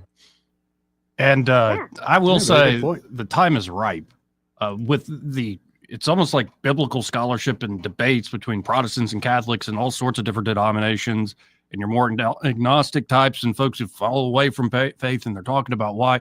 Like, you're getting hundreds of thousands, not millions of views on YouTube and other places, people really listening in on these conversations.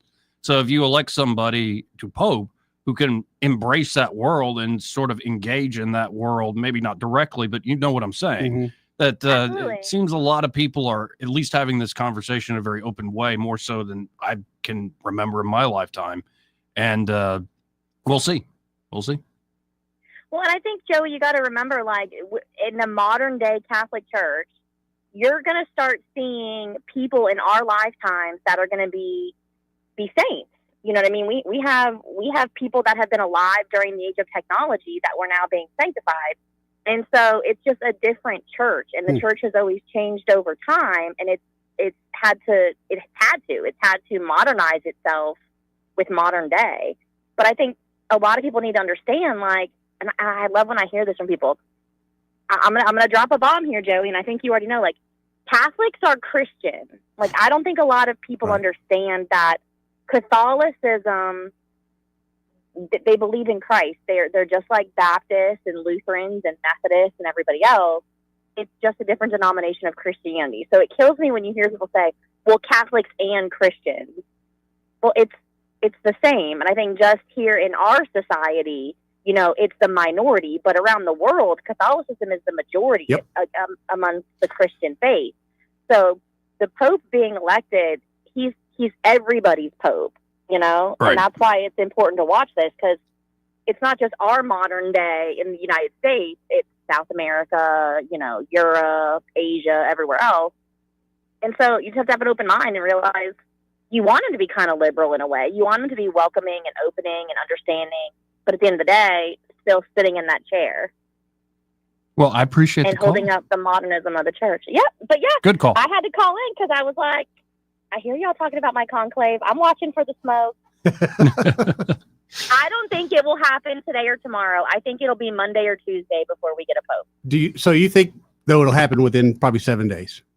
I think within the next 5 days, historically speaking, I think within the next 5 days we will have a pope. I don't think in the first 2-3 votes we're going to have a majority. Gotcha. Too many players. Yes. Too many men in that room to make a decision. I was waiting for that. Waiting for that, Jay Quillen. Appreciate it. Have a great day. Thank you, hon. Thanks for calling. 272-9228. This part of the program brought to you by Alabama Home Mortgage. And there at Alabama Home Mortgage, Kim Williams and Madeline Cannon are ready to help you with buying a home. That's right. Or refinancing a home. And if you're a veteran, they have veterans in their blood. They pride themselves on knowing the latest with the VA home loan programs. And this is the best deal you can get. If you're a veteran and you're not taking advantage of this, and some of y'all might have been told you already used it, or you have the wrong idea about it, at least talk to Kim and Madeline. Certainly. They can really help you out. And of course, it depends on your strategy. Say you're looking to refinance to bring down monthly costs, especially if you're in retirement. Right. They recently saved one of our listeners $400 a month. $400. That's real money, Joey. It's very real money. And of course, they could help you say it's credit card debt that's just weighing you down. Want to do some refi? Now, you could also look at buying. It could be the time's right for you. Don't make decisions based on all the national headlines. Nope. Call up Kim and Madeline and really just get pre-approved and think through, is this the right time? And they can help you through all that, all the way to closing day if you get there. Which, you know, if they're guiding you through, you probably you're going to will. get there. So y'all check them out today. That's Alabama Home Mortgage. Their number 567-4223. That's 567-4223. Or you can always apply online at myalabamahomemortgage.com. There is a difference in mortgage companies. Let Kim and Madeline prove that to you today. NMLS number 1586368. An equal housing lender. He may not know whether he's coming or going, but whether you're going to work or coming home, Greg Budell is there. Mornings, 6 till 9, and afternoons, 3 till 6. Only on News Talk 93.1 FM, WACV. For over 40 years, Headley Plumbing has been fixing the River Region's plumbing problems with fast, affordable service. The pros at Headley are ready to respond anytime you need help, and they charge fair rates for their expert service. They help River Region homes and businesses every day, from repairing leaky faucets, septic tank service, replacing damaged sewer lines, or just unstopping a blocked drain. Trust the experts at Headley Plumbing. Call 285-3667. Headley Plumbing, 285-3667. Remember Headley's motto, in our business, a flush beats a full house. Headley Metal Buildings has been your source for quality metal buildings in the River Region since 2007. Carports up to 24 feet wide, RV covers, storage buildings, even a sturdy metal barn up to 54 feet wide. Your structure can be customized, installed on level ground, and comes with a 20-year warranty. Let Headley Metal Buildings help you find the perfect solution. Financing available. Call 285-3667 for details or find Headley Metal Buildings on Facebook. What's your biggest investment? More than likely, it's your home. So treat it that way when you hire a painting contractor. At PBS Painting, there are no gimmicks, no $99 specials. Just quality painting and someone who treats your home with the same respect that you do. At PBS Painting, we have been painting for years and look forward to many more years to come. With PBS Painting, the job gets prepped properly, whether it's cleaning, scraping, or priming. We always use quality products, which is a must for a quality paint job. So if you're looking for a painter that doesn't need upfront money and is on the job at all times, then please give me a call. Scott Bowers, and PBS Painting. 294-5122. That's PBS Painting, 294-5122. Look at some of our work on Facebook at PBS Painting Montgomery. Are you tired of the mainstream media's biased reporting? Do you want to stay informed on the news that really matters to you? Look no further than 1819 News. At 1819 News, we bring you the latest in Alabama news, politics, sports, culture, and more. We've assembled a team of journalists with Alabama values dedicated to the truth and the truth alone. Visit us at 1819news.com today. That's 1819news.com. Subscribe to our newsletter. Honest News, Alabama Values. This hour of news and views is brought to you by our good friends at Alabama Home Mortgage. Alabama Home Mortgage, 567-4223. Visit them on the web at myalabamahomemortgage.com. NMLS number 1586368. An equal housing lender. Alabama weather will never fail to surprise you. Our lawns hardly get a chance to have any downtime. And as usual, it's already time to start getting ready for spring. This year, save the hard work and aggravation and call Alabama Lawns, the River Region's leader in weed control and fertilization services. What makes Alabama Lawns the River Region's best? It's the people. They have the experience, education, and commitment to customer satisfaction. Ask your neighbors. Alabama Lawns has been the Montgomery Advertiser's Reader's Choice Award winner 13 years in a row. The Alabama Lawn staff is made up of long-term employees and agronomy graduates, and the staff at Alabama Lawns attend annual continuing education classes. It pays to have someone that knows southern grass types and how to keep them green and flourishing. Call Alabama Lawns today at 272-7171 and let them show you real value in a lawn maintenance service. Alabama Lawns, the company with black trucks and green lawns. 272-7171. This is your roving reporter, and today I am talking with an elk. Hey man. Mr. Elk, I was just wondering, what do elk do to take care of their money? Well, like most smart folks, we call David Erdis. You mean Alabama's most favorite asset preservationist? That's him, man. We call him up at 334-279-7431 or 205-479-0839. I see. Yes, he is our preferred money man. The money man with the money plan. You've been paying attention. Well, could you give us those numbers one more time? 334-279-7431 or 205-479-0839. And I just want to try to give you a heads up, man. Oh, what's that? I'm not an elk. Not an elk, huh? Well, then, pray tell, what are you? Knights of Columbus. I am not even going to make a comment. Well, the baby liked it. Hi, I'm Cheryl Woodward, account executive with Blue Water Broadcasting. Why should you advertise with us? Radio is an active medium. It can create immediacy, driving shoppers to a specific store, brand, or to take a specific action. Radio ads engage with the audience in a personal and unique way. Contact me, Cheryl Woodward, by going to bluewaterbroadcasting.com to find out more. Blue Water Broadcasting, local folks helping local business. Are you thinking about selling your home? Here's a question for you. Would you trust your biggest investment to someone who's only doing real estate as a side gig? They've got another job, so how focused are they on getting you the best results? I'm Hannah Grantham, and for us at Forest Meadows Homes and Land, real estate is our full-time and only job. That's right. You don't have a part-time banker, so why would you have a part-time realtor? So if you're thinking of selling, think Hannah Grantham and Eddie Bader, and let's make sure your home gets the attention it deserves. We're full-time agents getting full-time results. Give us a call today, 334-322-0662. Rich Thomas Weather is brought to you by MPM Feed and Seed. It's time to get those gardens ready. From seeds to plants to fertilizer, MPM has what you need. Shop MPM Feed and Seed in Prattville, 1313 Highway 31 North. Open Monday through Friday, 8 to 5, Saturdays, 8 to 1. Rich Thomas Weather. Well, hi, everybody. Not exactly a Chamber of Commerce forecast for the next few days. It's going to be wet and unsettled at times. Scattered showers and thunderstorms in the forecast for today and tonight. High today, 78, low tonight, 65. And then periods of showers and thunderstorms in the forecast. Thursday, Friday, probably Saturday and Sunday as well. Highs most days in the 70s, lows at night in the 60s. Just be flexible with your outdoor plans. From the Blue Water Weather Center, this is Rich Thomas. ASE's 25 and 25 has you covered. For just $25 in closing costs, you can tap into your home's equity. No hidden fees, no headaches, just extra cash. Visit your local ASE Credit Union branch today. Federally insured by NCUA, NMLS 420259. Terms apply. ASE Credit Union. Your life, your cause, your ASE.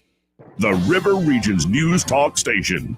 News Talk 93.1, WACV. News Talk 93.1. Joey Clark. Welcome back. Again, in about 10 minutes, we'll have United States Senator Katie Britt on the phone line. That's right. This part of the program brought to you by Cohen's Electronics and Appliances. I believe Michael is at some big electronics conference today, appliance conference. And I love it when he comes back with new knowledge of the new product. He's got some of the coolest stuff when he comes back. I can't imagine. Okay, so what we say on TVs now, 102 is kind of like the new big. Yeah. What's it going to be this year, Joey? Oh, or is it going to be curved ones, or the ones that are almost see-through? Oh, now those are cool. You know what I'm talking about? Yeah, those are very really cool. There's all the electronics is the one area where we've had more innovation and prices fall. It's pretty amazing stuff. And you can also just get amazing deals. You don't have to go with the newest, latest model. Say you got an old 42-inch. You want to get like a 65-inch TV? Yeah. Perfect to watch on. Yep. And I mean, you might jump up to where I'm at with the 85-inch. That's the way to go. That's freaking great. The Samsung, I love that thing. Especially like if you're building, a lot of people are building now. You can go by there, pick up all the appliances that you want for your home. They'll hold them, they'll order them, they'll make sure when you're ready, when your place is ready, they'll deliver them there. But same with the TVs and everything else. Why not just make it all one-stop shop? You got to have all that. And watching the guys at work, Michael Jacks gets it set up perfectly. And say you do a new refrigerator, they'll take the old fridge. That's right. It's because that's always a concern. It's like, what am I going to do with this old washer dryer unit, this old fridge? Yeah. They can help you out there. I sure will. So much to choose from. Of course, you can shop from home at thinkcohens.com, but I encourage you to stop by the Boulevard. That's 2515 Eastern Boulevard here in Montgomery. They're open 9 to 6, Monday through Friday, 9 to 4 on Saturdays. And find Michael and be like, Eddie and Joey, make sure to say Eddie's name first, sent you. And Eddie says hi. I just thought about something. We know he's out of town. Yeah. This might be a good time to go get that slab of ribs and go sit in those massage chairs. Oh, right now? We know he's out of town. Yeah, but I'm on the regiment again. I'm trying to. Oh, good. You can't fit some ribs in there? He keeps fat shaming me. And I appreciate it. Yeah, but it works. That's a motivator. And I don't know if we need to do a fat tax or a full-on fat shaming like I was suggesting earlier. How would we figure the fat tax, though? What BMI are we going to go by? We'd have to come up with some agreed-upon metric, and maybe you have certain employment exemptions where, like you're a sumorist. Yeah. You're an NFL football player. Yeah, okay. Right. Well, a realtor. No. No. You have no excuse. You have no excuse. I got nothing. Yeah, you really have no excuse for being. I got nothing. Tubby, if you're a real estate agent. Well, we're joyful. Joyful? Are we joyful? No, we're not. 272-9228. That's 334-272-9228. Again, Senator Britt will be joining us here in just a few minutes. One thing that's really cool, and I knew this, but it's just continues to bear out in polling and people looking into certain trends of data. Data released in April showed that young American, he was a young American. Oh, night. Yeah. Anyway, great song by Bowie.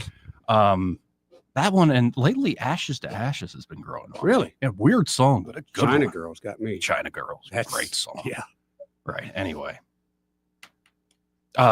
This data release, young Americans are overwhelmingly Republican, particularly those under the age of 30.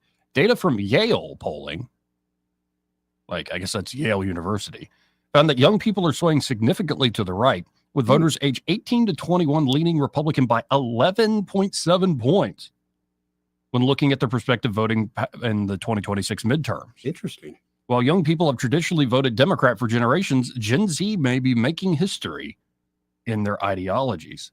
And J.D. Vance was ranked as the most popular personality among Republicans, with a plus 65% rating overall and 54% among Republican voters under the age of 30. A majority, 53%, said they would support Vance if he ran in the 2028 GOP primary. But what about Marco? Marco's great. Marco is great. But that's cool. That seeing a generation kind of realizing, oh, this is at least the party that's going to let me be me. There aren't these weird fuddy-duddy restrictions on every aspect of life. And you better not say the wrong thing. I'm wondering, too. I really would love to know what is the true basis for that. Is it were they seeing a side that, hey, this is not the America that I want to put out there? Or, are they just coming around? Right. I don't know. As a young kid, a young guy, even in my 20s, I was much more. Let me put it in musical terms. It used to be really fun and cool. I did this to watch like the old Woodstock documentary. Oh, yeah. And watch like the Muscle Shoals documentaries and all that stuff. To me, it seems a little now, okay, we did that 10, 15 years ago.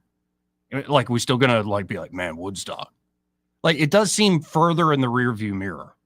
And like what the boomers sort of heyday, like the big cultural touchstone moment. But the further it gets in the rearview mirror, that sort of influence on the culture goes away. Woodstock to me was just a huge concert. Yeah, but then the myth building around it. Yeah. And all that history there from the late 60s into the 70s. But there hasn't been, to me, you couldn't have that today. Right.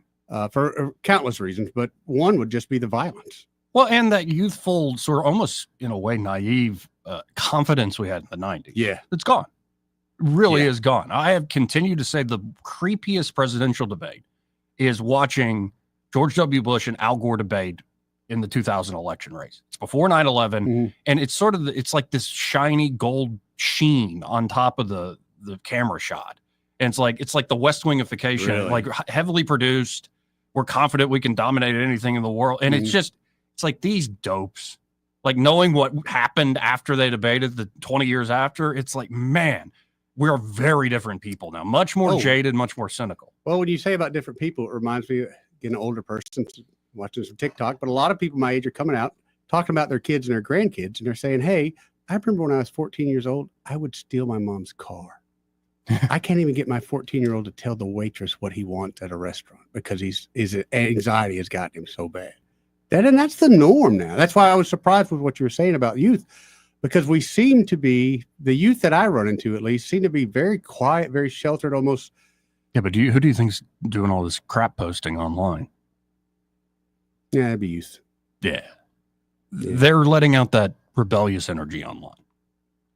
And, whereas in everyday conversations, like, well, I'll just keep it to myself. They've learned, like, there's no reason to argue with my... Stick your head up. Like, no reason to argue with, like, my boomer aunt about Not worth this. the time.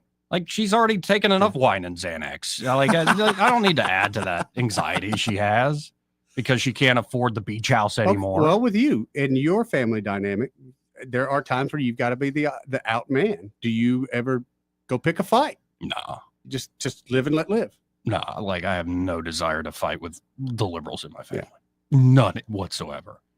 Because it's like... you know me, like at the end of the day, I think most people on both sides of the aisle it's a team sport. Yeah. And even the folks who mean well are, and us included, like you do this political thing, a lot of what you say is in one ear, out the other. Half of it just you forget about it the very next day, right after you said it. And it's like, there's a lot of BS going on right now. Oh, yeah. And so at the end of the day, like, no, you're my uncle. You're my, like, I love you as a family member. I would do whatever for you. Please shut up about the latest thing you saw in the Wall Street Journal or the New York Times. Like, I don't care, man. Like, you're so certain. So you're not trying to save the world? You're not going to jump out there? You see what Fox News said? It's like, okay, yeah, Gutfeld's great. I agree. He's funny. But come on, man. Anyway. Got to hit the stop hour break. We should have United States Senator Katie Britt joining us after this. Broadcasting from the Riverside Chevrolet Master Control Center, this is WACV Cusada, News Talk 93.1 FM. When it's Chevy, it's Riverside. With SRN News, I'm John Scott. The Federal Reserve leaves the key interest rate unchanged, flagging a risk of higher prices and higher unemployment. The U.S. trade deficit soared to a monthly record of $140.5 billion in March, signaling a rush for imports from businesses and consumers alike, ahead of President Trump's latest tariffs taking effect. Real ID requirements for those flying within the United States has begun. Starting today, travelers taking a domestic flight and using a state-issued ID to get through security must have one that meets federal Real ID requirements. Many airports reporting wait times of a few minutes at security checkpoints on their websites as of this morning, although some had longer waits. On Wall Street, the Dow is ahead 140 points, the NASDAQ Composite 108 points lower. This is SRN News.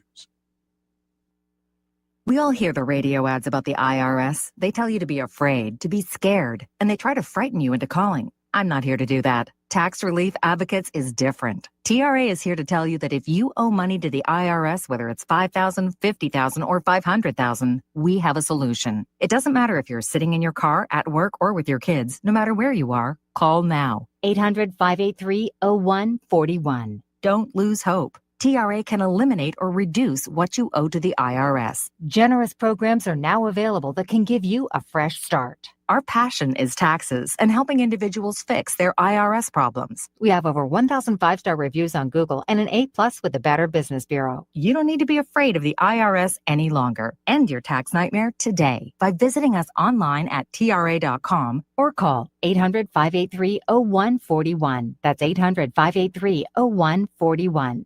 Tax Relief Advocates. Real solutions for real... Rich Thomas Weather, a service of Wiley Sanders Truck Lines, where over-the-road dump truck drivers are needed right now. Home twice a week and every weekend. Must leave early on Sunday with Blue Cross Blue Shield. Call them now at 855-777-9785. Rich Thomas Weather.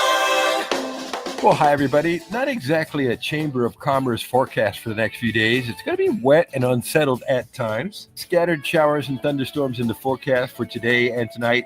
High today, 78. Low tonight, 65. And then periods of showers and thunderstorms in the forecast. Thursday, Friday, probably Saturday and Sunday as well.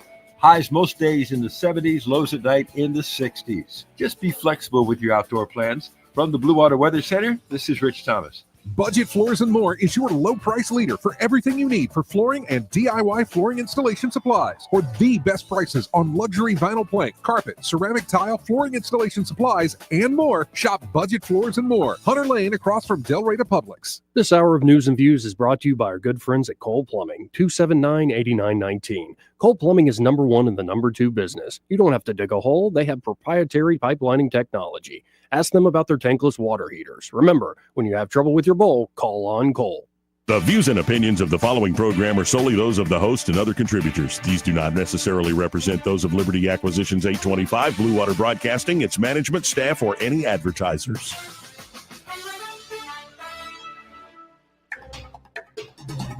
It's time for Montgomery's conversational radio show. It's News and Views on News Talk 93.1 FM. To join the conversation, call 272-9228.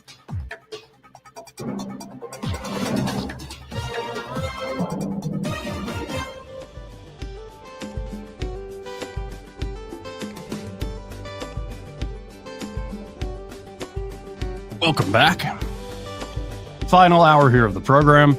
It's been a good show so far, Eddie. Mm-hmm. And as promised, we have joining us here on the line United States Senator Katie Britt. Senator, how you doing today? I am doing great, Joey. How are you? We're quite well. I don't know if you want to talk about the conclave, but that's took up about 30, 40 minutes of the program here today. Well, I spoke with Lindsey Graham yesterday leaving the floor, and he said, he felt like his efforts to make Trump the next pope, he did not feel like they were going as well as he had hoped. I love the trolling. It could be Marco Rubio ends up as pope. Oh. You know what now? Because it's so funny you say that, because Lindsey said, had no idea that you had to actually be Catholic. So maybe Marco, that's a better fit right there. Yeah, he's wearing a lot of hats these days, and I'm kind of enjoying it. So this first 100 days has been a whirlwind. I don't know where to even begin. What are some of the highlights for you?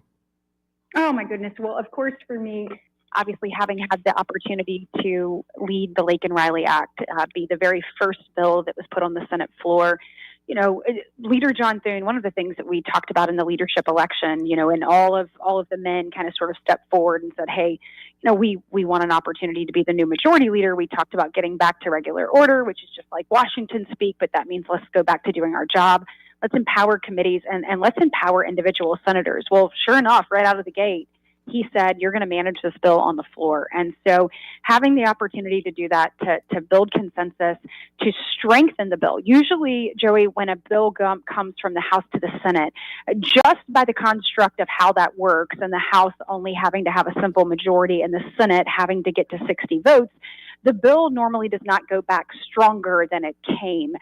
We were able, for the first time in recent memory, make the bill stronger by adding not one but two amendments, Sarah's Law and the Police Act, to it. Sent it back over to the House, and then it became the very first bill that President Trump signed into law. And Joey, that was the most significant immigration enforcement legislation that we have passed in 30 years here in Washington, D.C. So to lead that effort was huge. And if you will allow me really quick, Sure.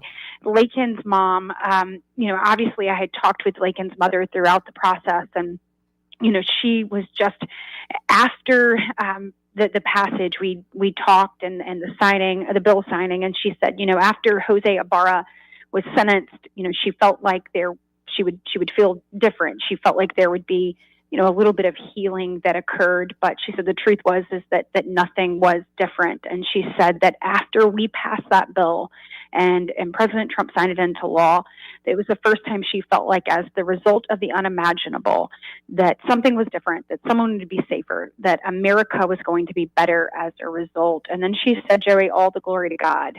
And so to be able to deliver on that and to make a difference in the face of just an unimaginable tragedy was just a real moment. And I think that is indicative of what we've seen throughout the first 100 days. We have made promises to the American people. The Laken Riley Act was something Democrats would not even allow to be heard in committee, much less they blocked us bringing it to the floor. So that type of promises made, promises kept. I think President Trump showing everybody, you all remember the quote-unquote bipartisan border deal that the Democrats swore up and down they had to have in order to secure the border.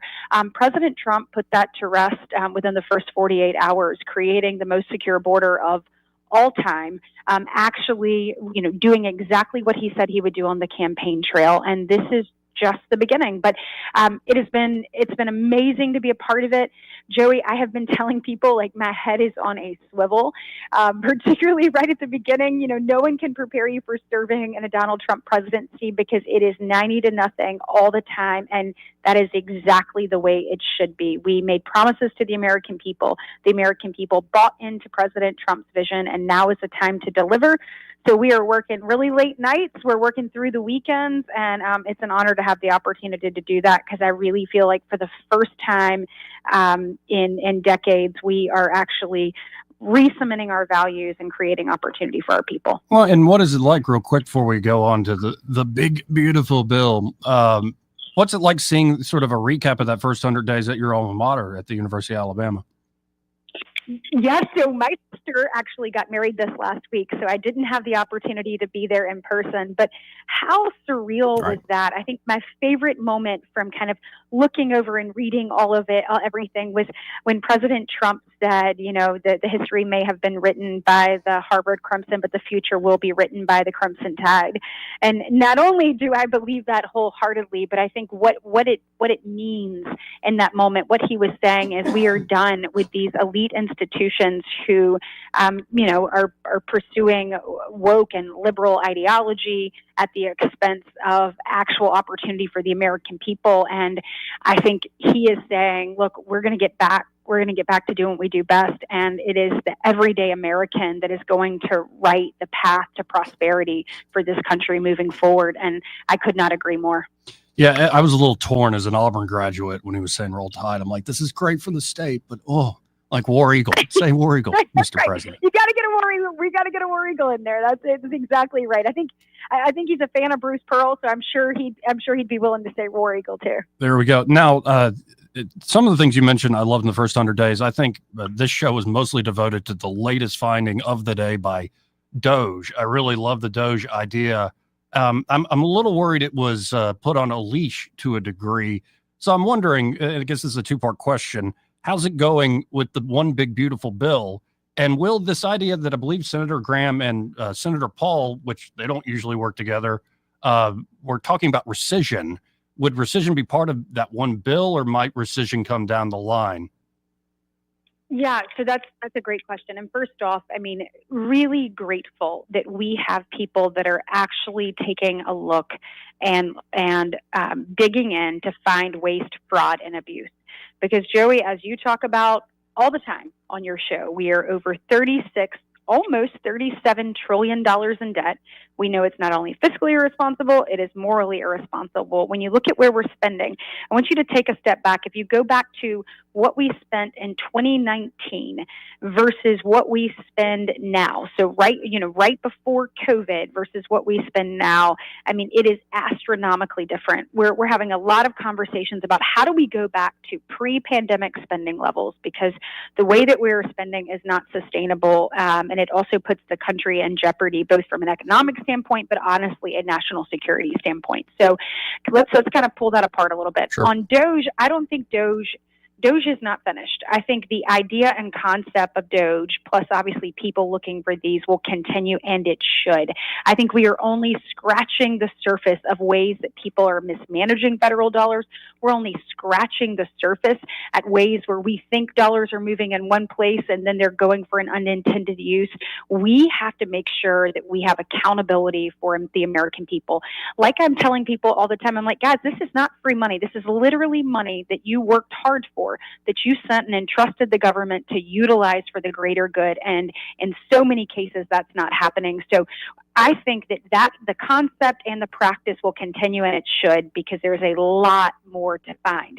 When it comes to rescissions, so we've got to do two things. You have the one big beautiful bill, or however that ultimately ends up with regards to reconciliation. And just so that all of us are on the same page, with everyone that's listening, reconciliation occurs when you have the White House moving from one party to the other, and the party they're moving to also controls the House and the Senate.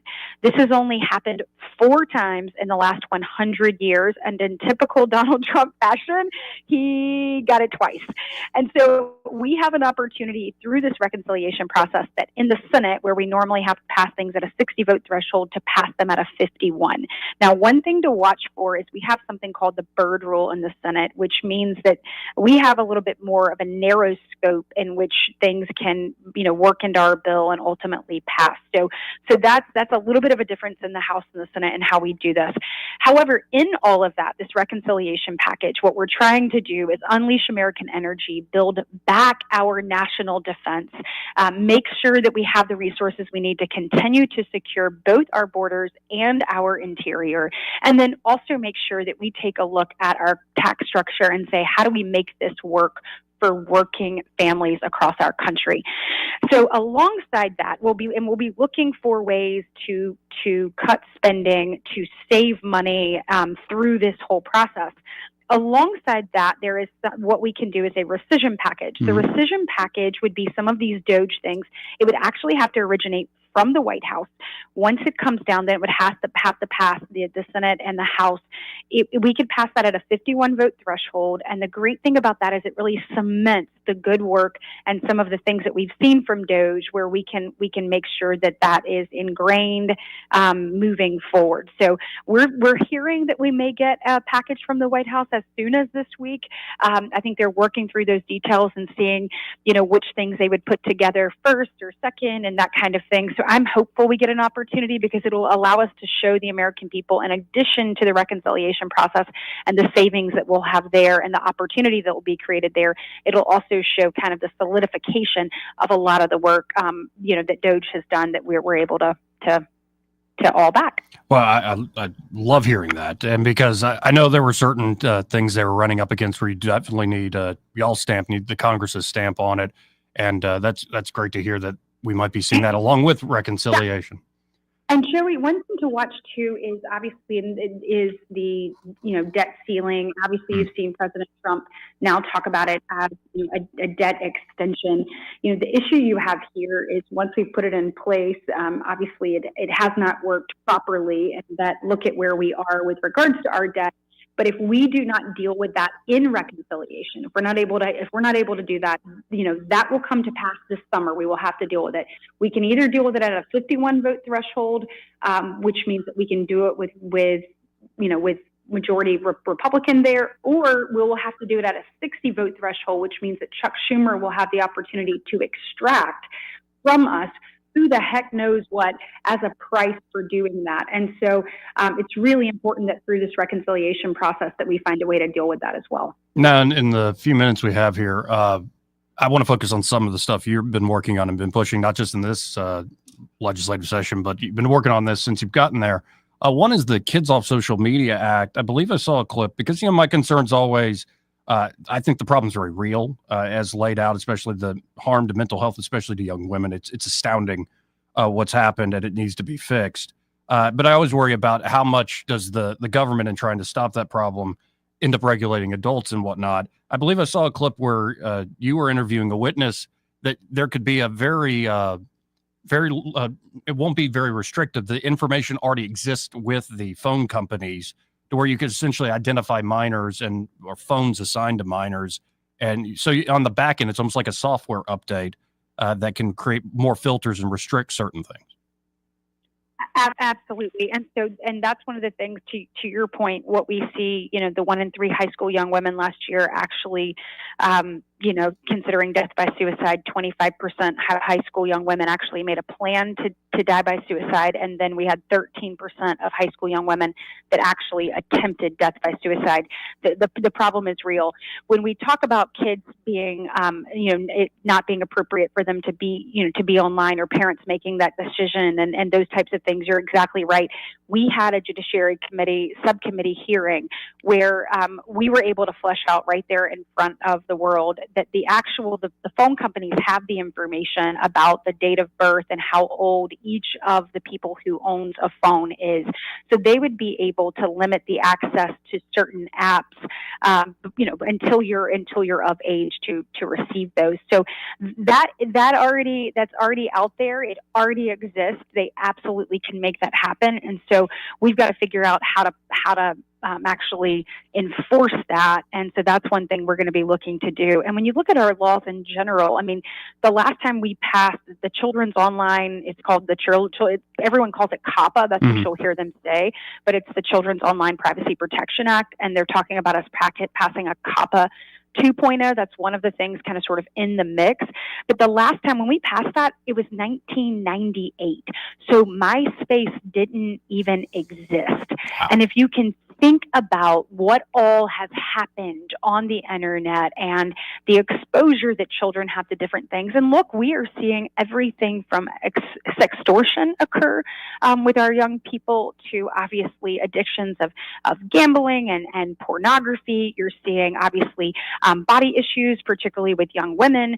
There is just a plethora of things, not to mention in that same Judiciary Committee, the full committee, I sat across from 2 parents whose children bought fentanyl.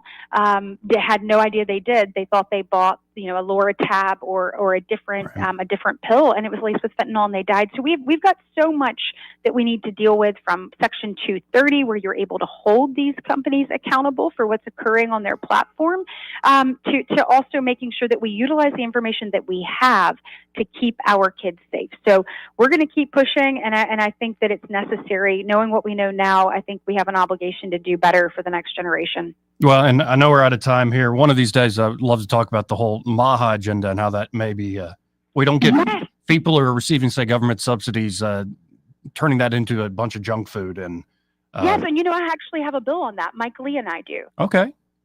Yes. So I would absolutely love to talk to you about that. Look, I think when we talk about this moment in time to take our country back, I think that this is a perfect example of that. You look at what we're feeding our kids, you look at what is in our food, you look at the things that we're pushing on people, and I think we now have an administration that is unafraid to ask tough questions. They're unafraid to actually make changes.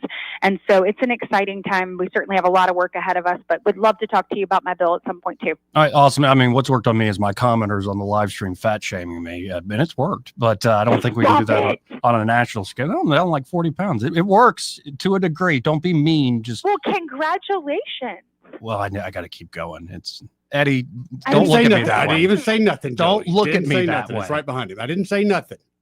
Okay. Okay, Eddie. behind him. All right, Eddie. I'm dialed in here. I'm dialed in. It's right behind me. You'll see it. Well, Oh my God, that's so good. That's y'all are something. Senator Katie, I always appreciate the time, and let's do it again soon. Thank you. Absolutely. Thanks, guys. Appreciate Thank you, Katie. Again, United States Senator Katie Britt. And that's just heartful to hear that the Trump administration is going to be actually following through with this rescission package, and a lot of different areas that have to be worked out. I just think time is of the essence. The faster we can actually get tax cuts for working people, the faster you can actually get the full reconciliation through, and then you can immediately make the Doge findings a reality. Stuff they couldn't cut themselves or cut unilaterally through OMB or through the White House itself would be beautiful. And that's, I think, the biggest thing facing. Got to keep the steamroller effect going. I think we backed off the gas a little bit. Right. And I do appreciate there's a lot of stuff that she is in particular that Senator Britt is sponsoring and working on that it shows that focus on protecting kids. Also, a thing that came out, I believe, today, she was on the floor talking about it, if not today or yesterday, how much it costs for mammograms, not like to actually get the mammogram, but then to get the biopsy and these sorts of things. And so trying to lower the cost of these things. So there's always not just these big issues that are in the headlines, but the ones that you get the work done. And I'd love to hear that her and Mike Lee are working on something about, as I would say it, a bunch of fat kids. Well, it's not just kids, honestly. Oh, those kids grow up, Joey. Like, we joke, we have fun with it. We all, especially here in Alabama, most of us tend to have a issue with that because the food's good, ain't it? Yeah. Right. Yeah. But when you look under the hood at the cost, medical cost, when you look at how you could save yourself heartache and a lot of just problems in terms of your health by just getting on a better regimen, it doesn't mean you have to be some Adonis or whatever. You don't have to be some fitness model. It just means losing a few pounds to where you solve a lot of issues that Dude, people are lazy. I know. I mean, I'm lazy. I don't know, but I think it is about creating an incentive structure across the board. Plus, there are times like you're a healthy guy. Is it really going to make you live longer, Joey? Well, it depends on what I end up doing. Right, except for that bus that's going to hit you in 3 days. Yes, there's that. As an older cynic, that's... See, but with my luck, I'll be hoping for that bus and it never comes. Exactly. Yeah. That might be the best way to look at that, Joey. 272-9228 if you want to get in on the program. That's 334-272-9228. This part of the program brought to you by River Region Contracting. You've used them before, right? I use them every chance I get, Joey. I recommend it to anybody and everybody when they ask me about roofs, which happens quite often. In fact, when we are looking at a house and say a specialist or inspection will come back and say, hey, you need a specialist to come look at the roof. Those are the first people I call. Right. They can help you with the metal roof. They help metal roof. They can help you with the asphalt roof. Asphalt roof. And then on top of that, they don't just come out and go, yeah, that place needs a roof. They'll give me a detailed report of what they saw was wrong with that. And they'll give me a detailed report on the estimate to replace the roof. Those are kind of numbers I can't really, and I have to be able to give something to my client. Can't go, hey, yeah, the guy came by and said, you got a bad roof. They're going right. No, yeah, come on. You got to have the details. Right. And so let the professionals do it. Save yourself a headache, too, of letting a problem fester for years. That's when that insurance company is going to fight you. Right. I mean, and they might have a case that you were negligent. You didn't check this out after 5 years, 10 years. Come on. So call up River Region Contracting today. Again, inspections and estimates are always free, and their insurance specialist can walk you through that claims process if you're worried at all about it. And they make it a swift and easy experience. Really, they give people peace of mind. Yes, they do. So call them up today. That number for River Region Contracting, 356-8635. That's 356-8635. And be sure to tell them that Joey and Eddie, those fellas on the radio, sent you. We'll be right back. Want to carry News Talk in your pocket? Download the News Talk 93.1 app from the App Store. Available on iPhone and Android. Never miss a moment. Download now. 1819 News. The Alabama House has passed 2 bills that address illegal immigration here in the state. One of those bills has cleared the Senate and will head to the governor's desk, while the other is still yet to be considered by the Alabama Senate on changes made in the House. The bill that heads to the governor's desk is SB 63, and it requires law enforcement agencies in the state to collect fingerprints and DNA for any illegal alien that's taken into police custody. An Alabama DNA database fund will be created for the testing and cataloging of that information. The other bill, yet to be approved by the Senate, would require state, county, and municipal jails to determine the immigration status of a person who's arrested and detained, and would create a Class C felony crime for anyone knowingly transporting an illegal alien into Alabama. I'll be back with more Alabama stories after this. Some of the greatest blessings is just having people that care about you, to have someone that's just going to love you and make you feel important. They encourage you to be in church. They encourage you to be in prayer. They encourage you to be in your Bible. Now it's a part of my day every day. My house parents planted seeds in me that you can see where those seeds have sprouted in my life and helped change my life. Big Oak Ranch, a Christian home for children needing a chance. A murder trial that is about to wrap up in Huntsville involves a lead investigator who is alleged to have had a sexual relationship with the murder suspect. Julian Johnson was named as the lead investigator at the trial against Shanika Brown. Brown is accused of murdering Jasmine Moore back in 2019. The attorney for Brown revealed that the relationship between his client and Johnson was going on before and after that murder, telling WAFF News that the fact he brought that up is it plays a part in the integrity of this investigation. Demolition is well underway at the Oak Mountain Amphitheater in Pelham. The city bought that property in order to turn it into an arts and entertainment district. I'm Andrea Tice. For more news affecting Alabamians, go to 1819news.com. And while you're there, subscribe to the daily newsletter. Want to grab lunch? I can't. Gotta pick up my dry cleaning or I won't have anything to wear to work tomorrow. There's never enough time. That's why I switched to Worth Cleaner's new 24/7 express kiosk on Vaughn Road. I can drop off and pick up my laundry and dry cleaning anytime I want, day or night. Wow, Worth Cleaners sounds like the solution. Worth Cleaners is excited to announce their 24/7 express kiosk. This is the first service of its kind in Montgomery and will allow customers to drop off and pick up their dry cleaning and laundry at their convenience, day or night, any day of the year. Even if you've never used Worth Cleaners before, you can go into their location at 7825 Vaughn Road today and use their 24/7 express kiosk. Instructions along with several descriptive photos are posted on the wall to aid customers who are first-time users. Visit our Vaughn Road location or find Worth Cleaners on Facebook for more information. Your family's clothing is worth it.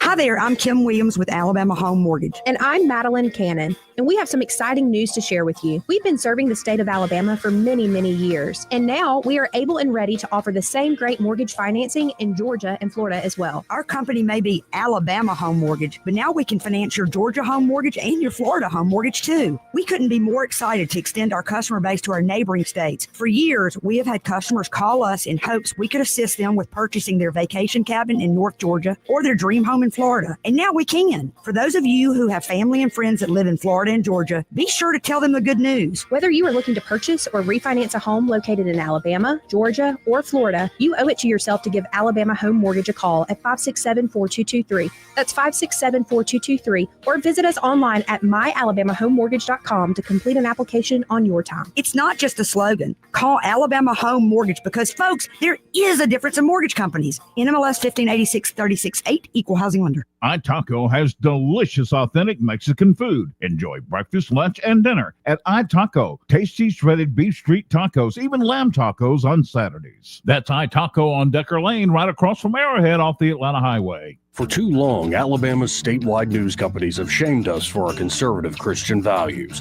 Alabama deserves a news company that cherishes our culture, a company that isn't bought and paid for by the powers that be. 1819 News is that company. Run by Alabamians for Alabamians, 1819 News celebrates what is good and beautiful about our state while exposing those who work against our values in secret. Just go to 1819news.com to learn more. Subscribe to our newsletter. That's 1819news.com. This hour of News and Views is brought to you by our good friends at Cole Plumbing, 279-8919. Cole Plumbing is number one in the number two business. You don't have to dig a hole. They have proprietary pipelining technology. Ask them about their tankless water heaters. Remember, when you have trouble with your bowl, call on Cole. Live local talk. The River Region's only 24-hour News Talk FM station. News Talk 93.1 FM WACV.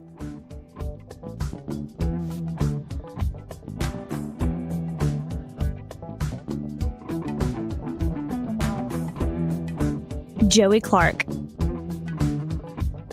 Welcome back. How you doing, Eddie? I'm all right. You cold, though? You wearing a hoodie? It's cold in here, dude. It is cold in here. Plus, people were making inappropriate comments about me. What do you mean? My nipples are sticking out a little bit. Oh, diamond cutters. As we Very call much. Yeah. Yeah. Well, good for you. Not really. It's cold. Well, honestly, I don't. Maybe that explains. We had over 1,000 people on the stream yesterday. I'm thinking today people were scared off by your nips. It could have been. It was a little disturbing. That's why I wasn't looking at you as much. I blame Cynthia Pearson, I think in 3rd, 4th grade for these, because she used to pinch the titty twisters all the time. And ooh. Everybody ever get you? Anybody ever get you a wet willy? No. Those are gross. Now, girls back then, I don't think they do it nowadays, but girls back then, somebody taught them to kick a guy. And so that was a big thing for a while, too. They'd kick you right. Oh, right in the pills? Yeah. That's no fun either. It was not. But it didn't stop me. I had kids, so I'm good. Oh, I'm going to have to, this is the irony of it. I'm going to have to start bringing a jacket and a sweatshirt for the summer months. I almost it's going to be an ice blanket back here behind me. I started to grab the blanket. That's the look. I'm going to bring in my little Auburn huggy thing. No, and again, appreciate Senator Britt joining, but off air, we were talking about this real ID's gotten into effect. And I didn't get one. And I looked into, I'll just go by the probate office. No, there's like one that will do it. And then there's the Aaliyah building. Like you just can't go to anyone. Oh, I didn't know that. That makes it even. Right. And like, I'm in no rush to fly anywhere Yeah. for the moment. So I'm probably just going to go the passport route. I would go the passport route, but also, like you say, no reason to fly. Something else is coming where they're going to want that on something else. And we were talking about some of the difficulties people are going to have getting that. Oh, yeah. Because it's not just like I do have my birth certificate, so Okay. I still have my original Social Security card. I don't like proof of residence sort of things. It's like, okay, well, I guess you got to jump through that hoop. My age, I do have my birth certificate, but military, you learned to keep up with that a long time ago. Sure. However, you have to have a certified copy and all that. And a lot of people No, I got don't one. have that. I've got I mean, the they just old, don't the have old waxy. Yeah, that's what you better hold on to. Yeah. That's really what you better hold on Barely to. read it still. I mean, you can read it, but it's like, daggone. Well, they got that raised seal, but yeah, passport's the way to go. Although, honestly, is it not a money grab again? How much is that? Is that ID free? Oh, I am wondering how much does this add to security at airports? My personal opinion, none. Right. None. By the way, that is like, I've done a few trips recently. Man, like, it's miserable. Especially if you're entering the airport in Atlanta. Yep. Like that security is, I mean, and I'm pretty quick. I pack light. I usually don't even do a carry-on. I'm like, I risk it. I'm like, I don't care. Like, it's just me. Yeah. Like, I can't imagine you got family and kids and also you I got to could be not someplace imagine for a with month kids, and you yeah. got to pack heavy and all this stuff. But so even me just doing the kiosk real quick and it still takes forever. Parking. And one of the things I read in Atlanta, because that was their big issue, they finally took care of their parking. They built all these new parking decks. But it's something, and I could be wrong, but it's like $100 a day to park there now. I much prefer go through security here at Montgomery, do a connecting flight to Atlanta or wherever. And it's not the worst idea. Coming back, Boston's airport wasn't too bad. Yeah. But flying Tampa's is not, airport was very easy. Oh, yeah. But our airport out here, it's great. It's just needs a little work. I like our airport. It just needs to be built up a little. To me, the prices is what holds me back. I can go to Atlanta. If I fly to Atlanta, it's $300 more minimum per. And when we come back into Atlanta to go to Montgomery, that plane is always delayed or not, just non-existent. Yeah, that almost happened. They told us when we're sitting on the tarmac in Atlanta, y'all are overweight. And I'm like, that's rude. And then the woman next to me goes, "Oh no, I think they're taking my bag off." I'm like, "Why I knew this was going to happen." I'm like, "Why did you know?" And she's like, "Bugging all that liquor." Well, I have a therapeutic pillow that weighs 50 pounds. Oh, good Lord. And I'm like, "Well, there you go. You just got a 6th grader in there is what you got." And it honestly wasn't a big deal. It was like, it'll show up like, you got to wait at the airport a little longer in Montgomery. It'll show up and then an hour or 45 minutes later. Still like inconvenience though. But still, it's like for the amount of money that you pay. Oh yeah, you do not get a value. Yeah. Anyway, we got some calls. Yeah, we do. Here. Let's go to Urbanite. Hey, Urbanite, how you doing? I'm okay, and I also say we need to work on our airport. That needs to be a priority, like nothing other. Yeah. And I think about all the years they played us in Birmingham when we were really the reason they existed because of all our associations and military. Going through that should have been going through our airport was going through their airport. Do you have one of those real IDs they're now enforcing? Oh yeah, I've had mine since COVID, and I want y'all to get y'all because I suffered. I had to wait in my car for 4 hours because you can only have 2 people in the building or some crap. Yeah. And I got mine. Woo. It was during the height of COVID. Yeah, so I we had got to mine. wait in the You got a parking star lot. ID? Yeah. Yeah, we had to wait in the parking lot for hours. So yeah, I earned mine. I remember those days. Yeah. I would wish one of you guys would put one of the congressmen or senators on the spot about all our crap going on with our quote unquote groceries, especially the eggs, because I really feel there's a cabal going, dude. I feel there's some international cabal to jack our prices up the way they are in other parts of the world unnecessarily. And that we've lost our ability to produce surplus, which means our prices are going to be higher because we're not producing more. That's very more true. goods. Very true. And then we know we have our goody two shoes. We like to do the food drives and all that kind of stuff. And you have a lot of companies that now send food from point A to point B, and I think they count on getting the write-off on their taxes instead of legitimately managing how much food they're producing or how much excess they're producing. Well, that's especially in the restaurant industry. And your big retail industry. If you ever go in the dumpsters, I mean, man, but they think nothing of throwing a case of something away. like it ain't nothing. Because they know they're going to get to write it off, Yep. and then they'll be doing good. And they can wear the good hat because they get to give it away. We got all that stuff needs to be ironed out. But I agree with really feel there's a cabal going with the prices because I haven't figured out yet. Okay, we lost some chickens. We murdered some chickens. Yes, we did. We should shame ourselves for the amount we killed Right. because there should have been a way around that with some. Well, eggs I don't came know what way you call it. down from where they were, right? Yeah, but when you think about the literally millions of chickens that were slaughtered, Mm-hmm. if they were truly slaughtered, I have a feeling some of them ended up in a Processed, warehouse in China. Mm-hmm. Because I've heard about some of the Chinese, like their sausages and stuff. I've heard about some of that. Well, this is in part what Trump's trying to work on by resetting the trade stuff, and it will create price shocks, one-time increases because of the tariffs, where especially in regards to China. Trump coming out saying, "I'm not removing the 145." So we'll see. That's the big negotiation. But what we need with Trump is he needs to take on, I guess you'll call it a slickster mentality. He needs to be a lot smoother with his memes and his backdoor tactics when he's dealing with people, because anything he's coming out with that's forthright and transparent, the liberal media is going to twist it. And the American public does not have patience for how sausage gets made. And we know that from living here in Montgomery. They can't handle legislation going through the debate process and the development process without losing their mind. And it I mean, reminds you me have of that that- line, democracy's a theory that the common man knows what he wants Yep. and deserves to get it good and hard. Good and hard. And then and you have that crowd that can't handle whatever went on in the process.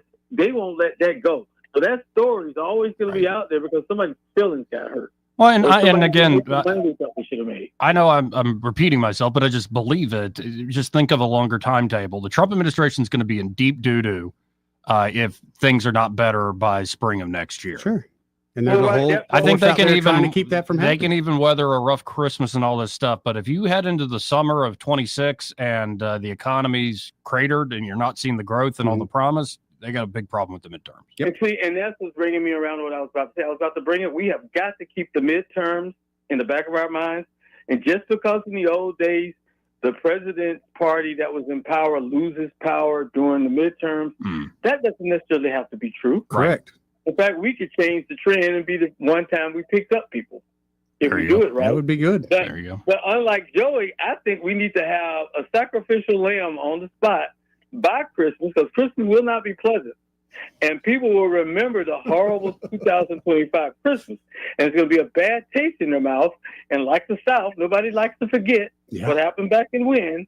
And so no matter how good things are getting come 2026, we're going to be wearing that stink come midterm. So we need to be ready come Christmas time to just lambast people for price fixing and some other just scandalous activities to defray some of that 2025 mess that's going to happen. No, I'll say back to you. I think you're not wrong necessarily, and this is all speculative. But also don't underestimate the new media environment we live in. I think still the corporate media, the traditional, whatever you want to call them, they still punch a little bit above their weight. And don't underestimate when, say, the more podcast world gets activated, even if it's more informal discussions, how powerful that is now. Compared to the old legacy media.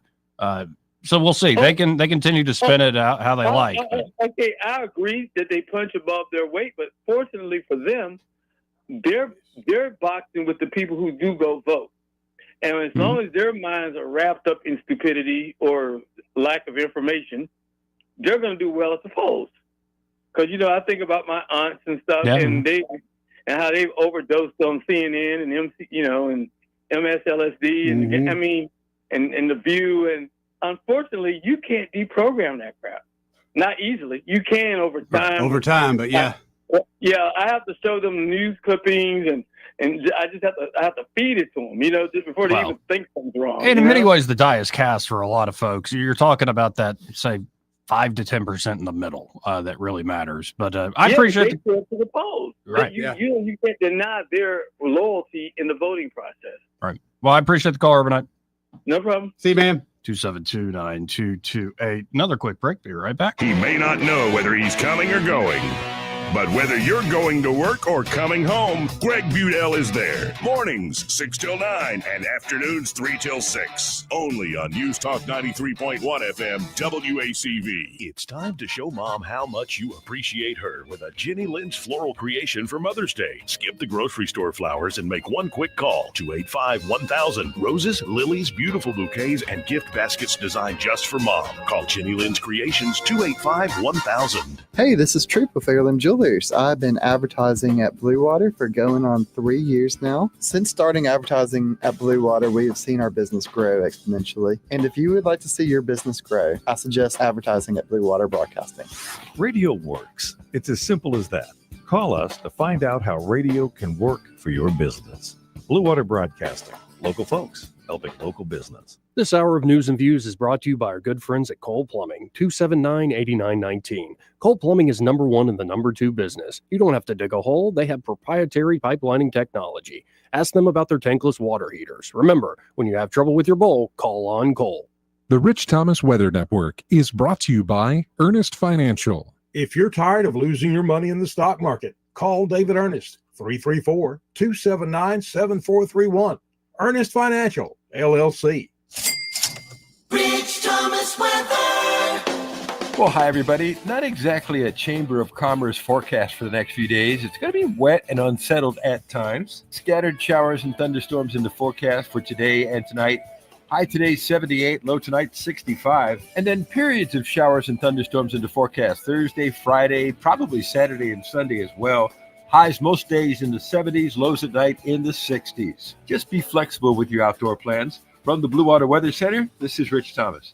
CB&S Bank has a long history of stability and a legacy of serving our community's needs for generations since we began in 1906. At CB&S Bank, we're here for you. All loans subject to credit approval, member FDIC, and equal housing lender. On FM, on your smartphone, and online, the River Region's most trusted voice. News Talk 93.1 FM, WACV.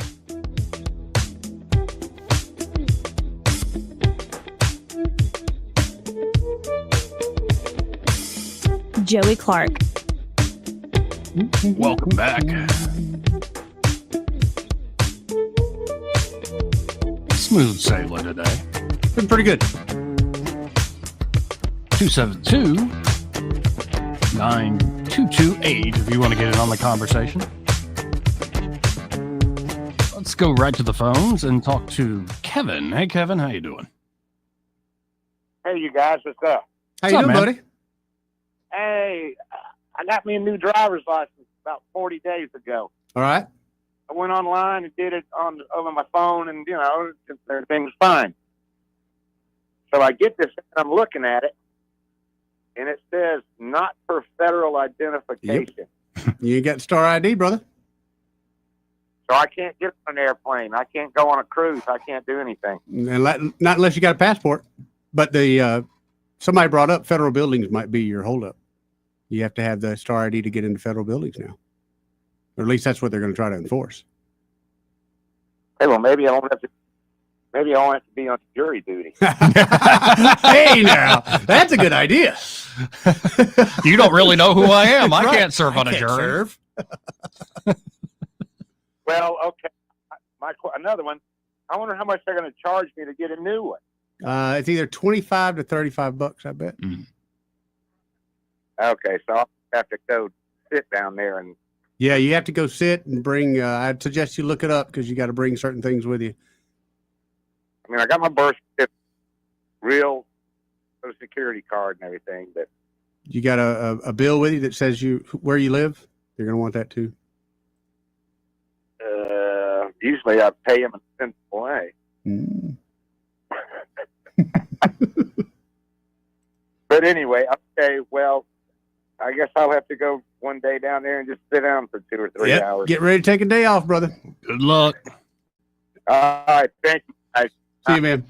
272-9228. Yeah, it's been a little while since we've heard from J.D. Vance, the vice president. Yeah. And he recently did a sit down at I guess it's another Munich security conference. I bet his numbers are good right now. Oh, he's, well, we just mentioned him, 66% approval in that recent Yale poll. I think that's even low. I'm just. Dude's a rock star. Right now, yes. Well, honestly, I think the only thing that could bring him down is how good he is. It might come across as he's too smart for his own good. He's the smartest guy in the room, and like, who does he think he is? That sort of thing. But I mean, his background helps with that, and he really is grounded, I think, in a certain way. But also, me personally, and some other people I know, seeing him handle, or not even handle, but be in that room with Zawinski, that told me all I needed to know about that man. No, that was talk about. There's big certain balls. things that you have to see, you have to feel before you realize, okay, this is the right person at the right time. And here he is kind of delivering the message again to the Europeans, really talking about Trump's drive for peace. It's one of my favorite things Trump has done in the first 100 days. And not that he's accomplished it fully by any means, but he's actually pursued it and seems very serious about it. Let's just listen in. This is Vice President J.D. Vance. It wouldn't surprise anybody in the room, but there are a lot of people watching who are not in the room, is a frustration that we've had, frankly, with both sides, Ukraine and Russia, is that they hate each other so much that if you have an hour conversation with either side, the first 30 minutes are just them complaining about some historical grievance from 4 years ago or 5 years ago or 10 years ago. Look, I understand it. I understand that people don't fight wars against each other without a lot of grievance and a lot of problem, but we're trying to, as much as we can, play a constructive role in advancing the peace conversation forward. And what I'll say, just to echo something that President Trump has said many times, but I think it bears repeating, is our strong view is that the continuation of this conflict is bad for us, it's bad for Europe, it's bad for Russia, and it's bad for Ukraine. Yeah. We think that if cool heads prevail here, we can bring this thing to a durable peace that will be economically beneficial for both the Ukrainians and the Russians, and most importantly, will stop the end of the destruction of human lives.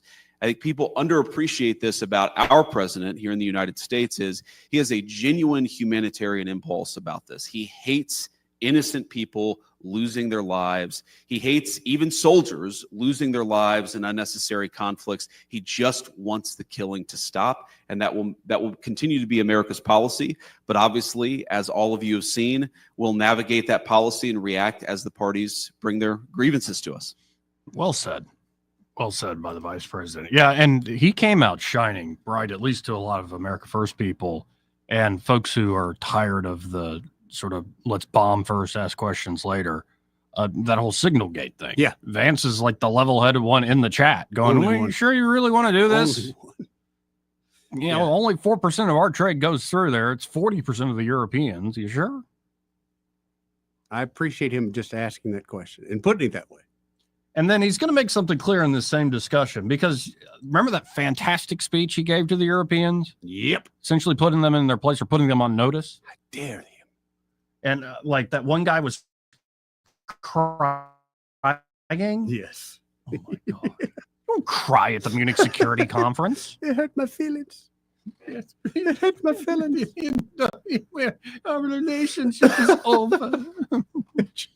Now let's go ban the second most popular party in the country. Good God, man.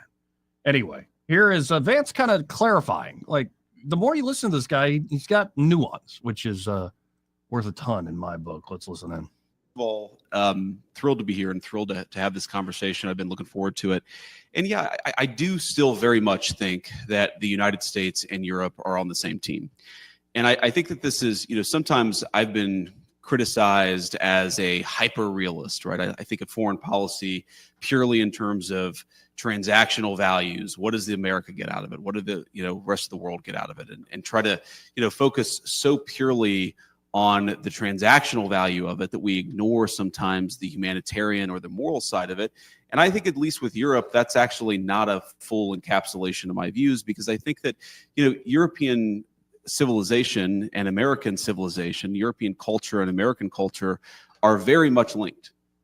And they're always going to be linked. And I think it's completely ridiculous to think that you're ever going to be able to drive a firm wedge between the United States and Europe. Now, that doesn't mean we're not going to have disagreements.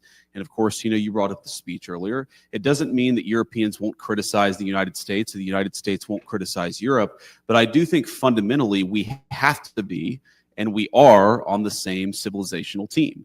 And I think obviously there's a big question about what that means in the 21st century. I think, obviously the president and I believe that it means a little bit more European burden sharing on the defense side. I think that it means that all of us, frankly, on both sides of the Atlantic have gotten a little bit too comfortable with the security posture of the last 20 years. And that, frankly, that security posture is not adequate to meet the challenges of the next 20 years. So there are a lot of ways in which this alliance will evolve and change, in the same way that the alliance evolved and changed from 1945 to 1975 and from 1975 to 2005. I do think that we're in one of these phases where we're going to have to rethink a lot of big questions, but I do think that we should rethink those big questions together. That is a fundamental belief of both me and the president. And, you mentioned this is my third time speaking with the Munich Security Conference Group. Obviously, the first couple of times were in Munich. And I always remember very fondly, of course, that the very first time it was as a United States Senator representing Ohio, and I'm glad you got to spend a month in Dayton. I love Dayton. It's kind of the closest big city, if you can call it a big city, to where I grew up.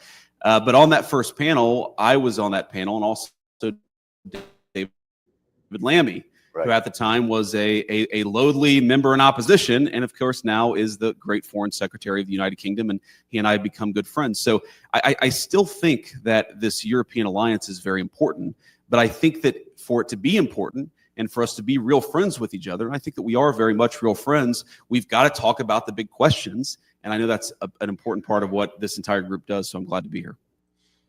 Well, and I will say, for all the worry and woe, and we do got a lot of problems, big structural problems, the more I listen to that guy, the more I listen to Secretary of State Rubio, I'm like, I think we're going to be okay. Like, the upcoming generation, we've got a deep bench, as Trump has been talking about. And not to mention our very own senator we just talked to this hour, as well as many others in the United States Senate. And maybe names we don't just know already. I think there are a lot of level-headed, very, very clever folks, and I say that in a good way, who are ready to take on challenges. And I'm appreciative of Trump's ability to sort of break the mold and change the conversation. As we were saying with Urbanite, you got to start to see some fruit born out of this, though. You got to see results. And I know we live in the 24/7 news cycle. Heck, it's every few hours you get a different thing popping up, and there's fault lines all over the place. And as we mentioned earlier in the show, all the different tribal stuff going on. Seriously, that's why I hope for the economic success as much as I do. Because you don't have to be that much of well, if you don't have to be that much of a student of history. Like, it's a great, if you're into nerdy history stuff and you want to take the time, Paul Johnson's Modern Times. Just read the chapters on Germany after the First World War. And some of the parallels are ominous. I'm not saying the Nazis come back. What I'm saying is, when things go to crap economically, when people really can't put food on the table, they start to find scapegoats. And that's this, you can already see it happening at least in our social media. The tribalism around race, very clearly the anti-Semitism that's out there. But then also sort of the nastiness of using those accusations to shut down, I think, good conversations about the role of the United States in terms of war and peace, and so on and so forth. Success will keep that sort of stuff at bay. Or think about like the women who's like, Luigi Mangione, I want to have your baby. Yeah, you got crazies. Right. Charlie Manson. I mean, they're crazies that want to have his baby. Right. So I think as long as we do the fundamentals correctly, a lot of this other stuff works itself out. Conversation is good, even if it's ugly conversation. But if things go into the toilet, well, who knows? The worst stuff tends to breathe off that dysfunction. I'll put it that way. Hey, this part of the program, especially if you're having dysfunction and if you're a dude, like you're frustrated in a certain way.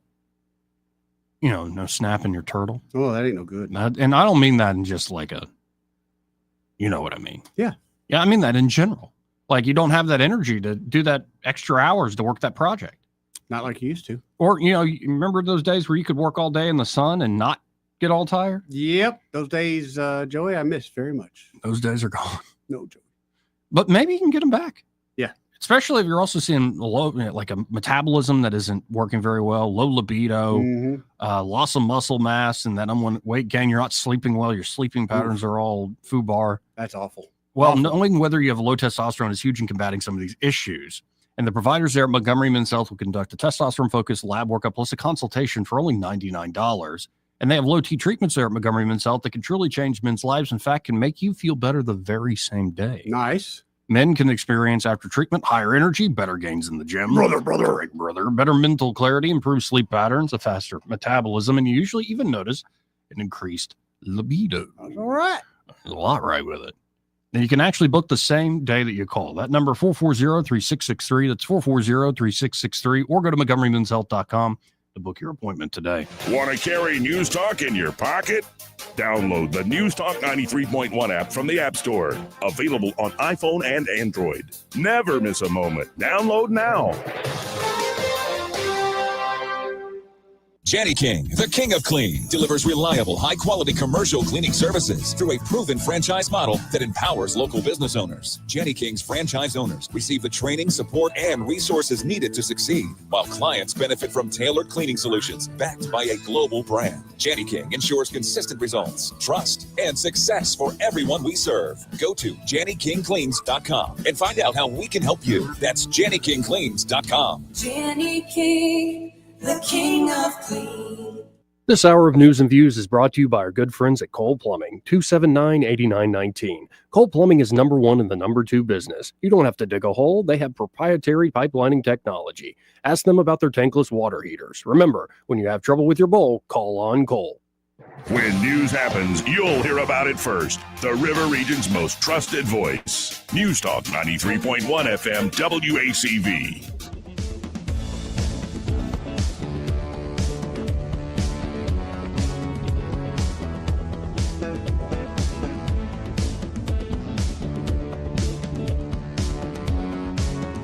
Joey Clark. Welcome back in the final moments of the program here. Now, Ray Walls texted me at about 1:52 right before Senator Britt was on, but this text didn't make sense. He says, ask Brent if she needs flooring in her office. I'm like, who's Brent? Who's this woman Brent? Yeah.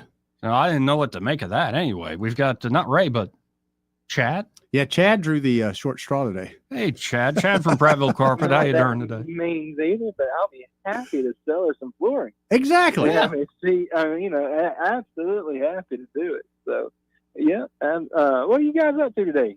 Oh, about 209, 212.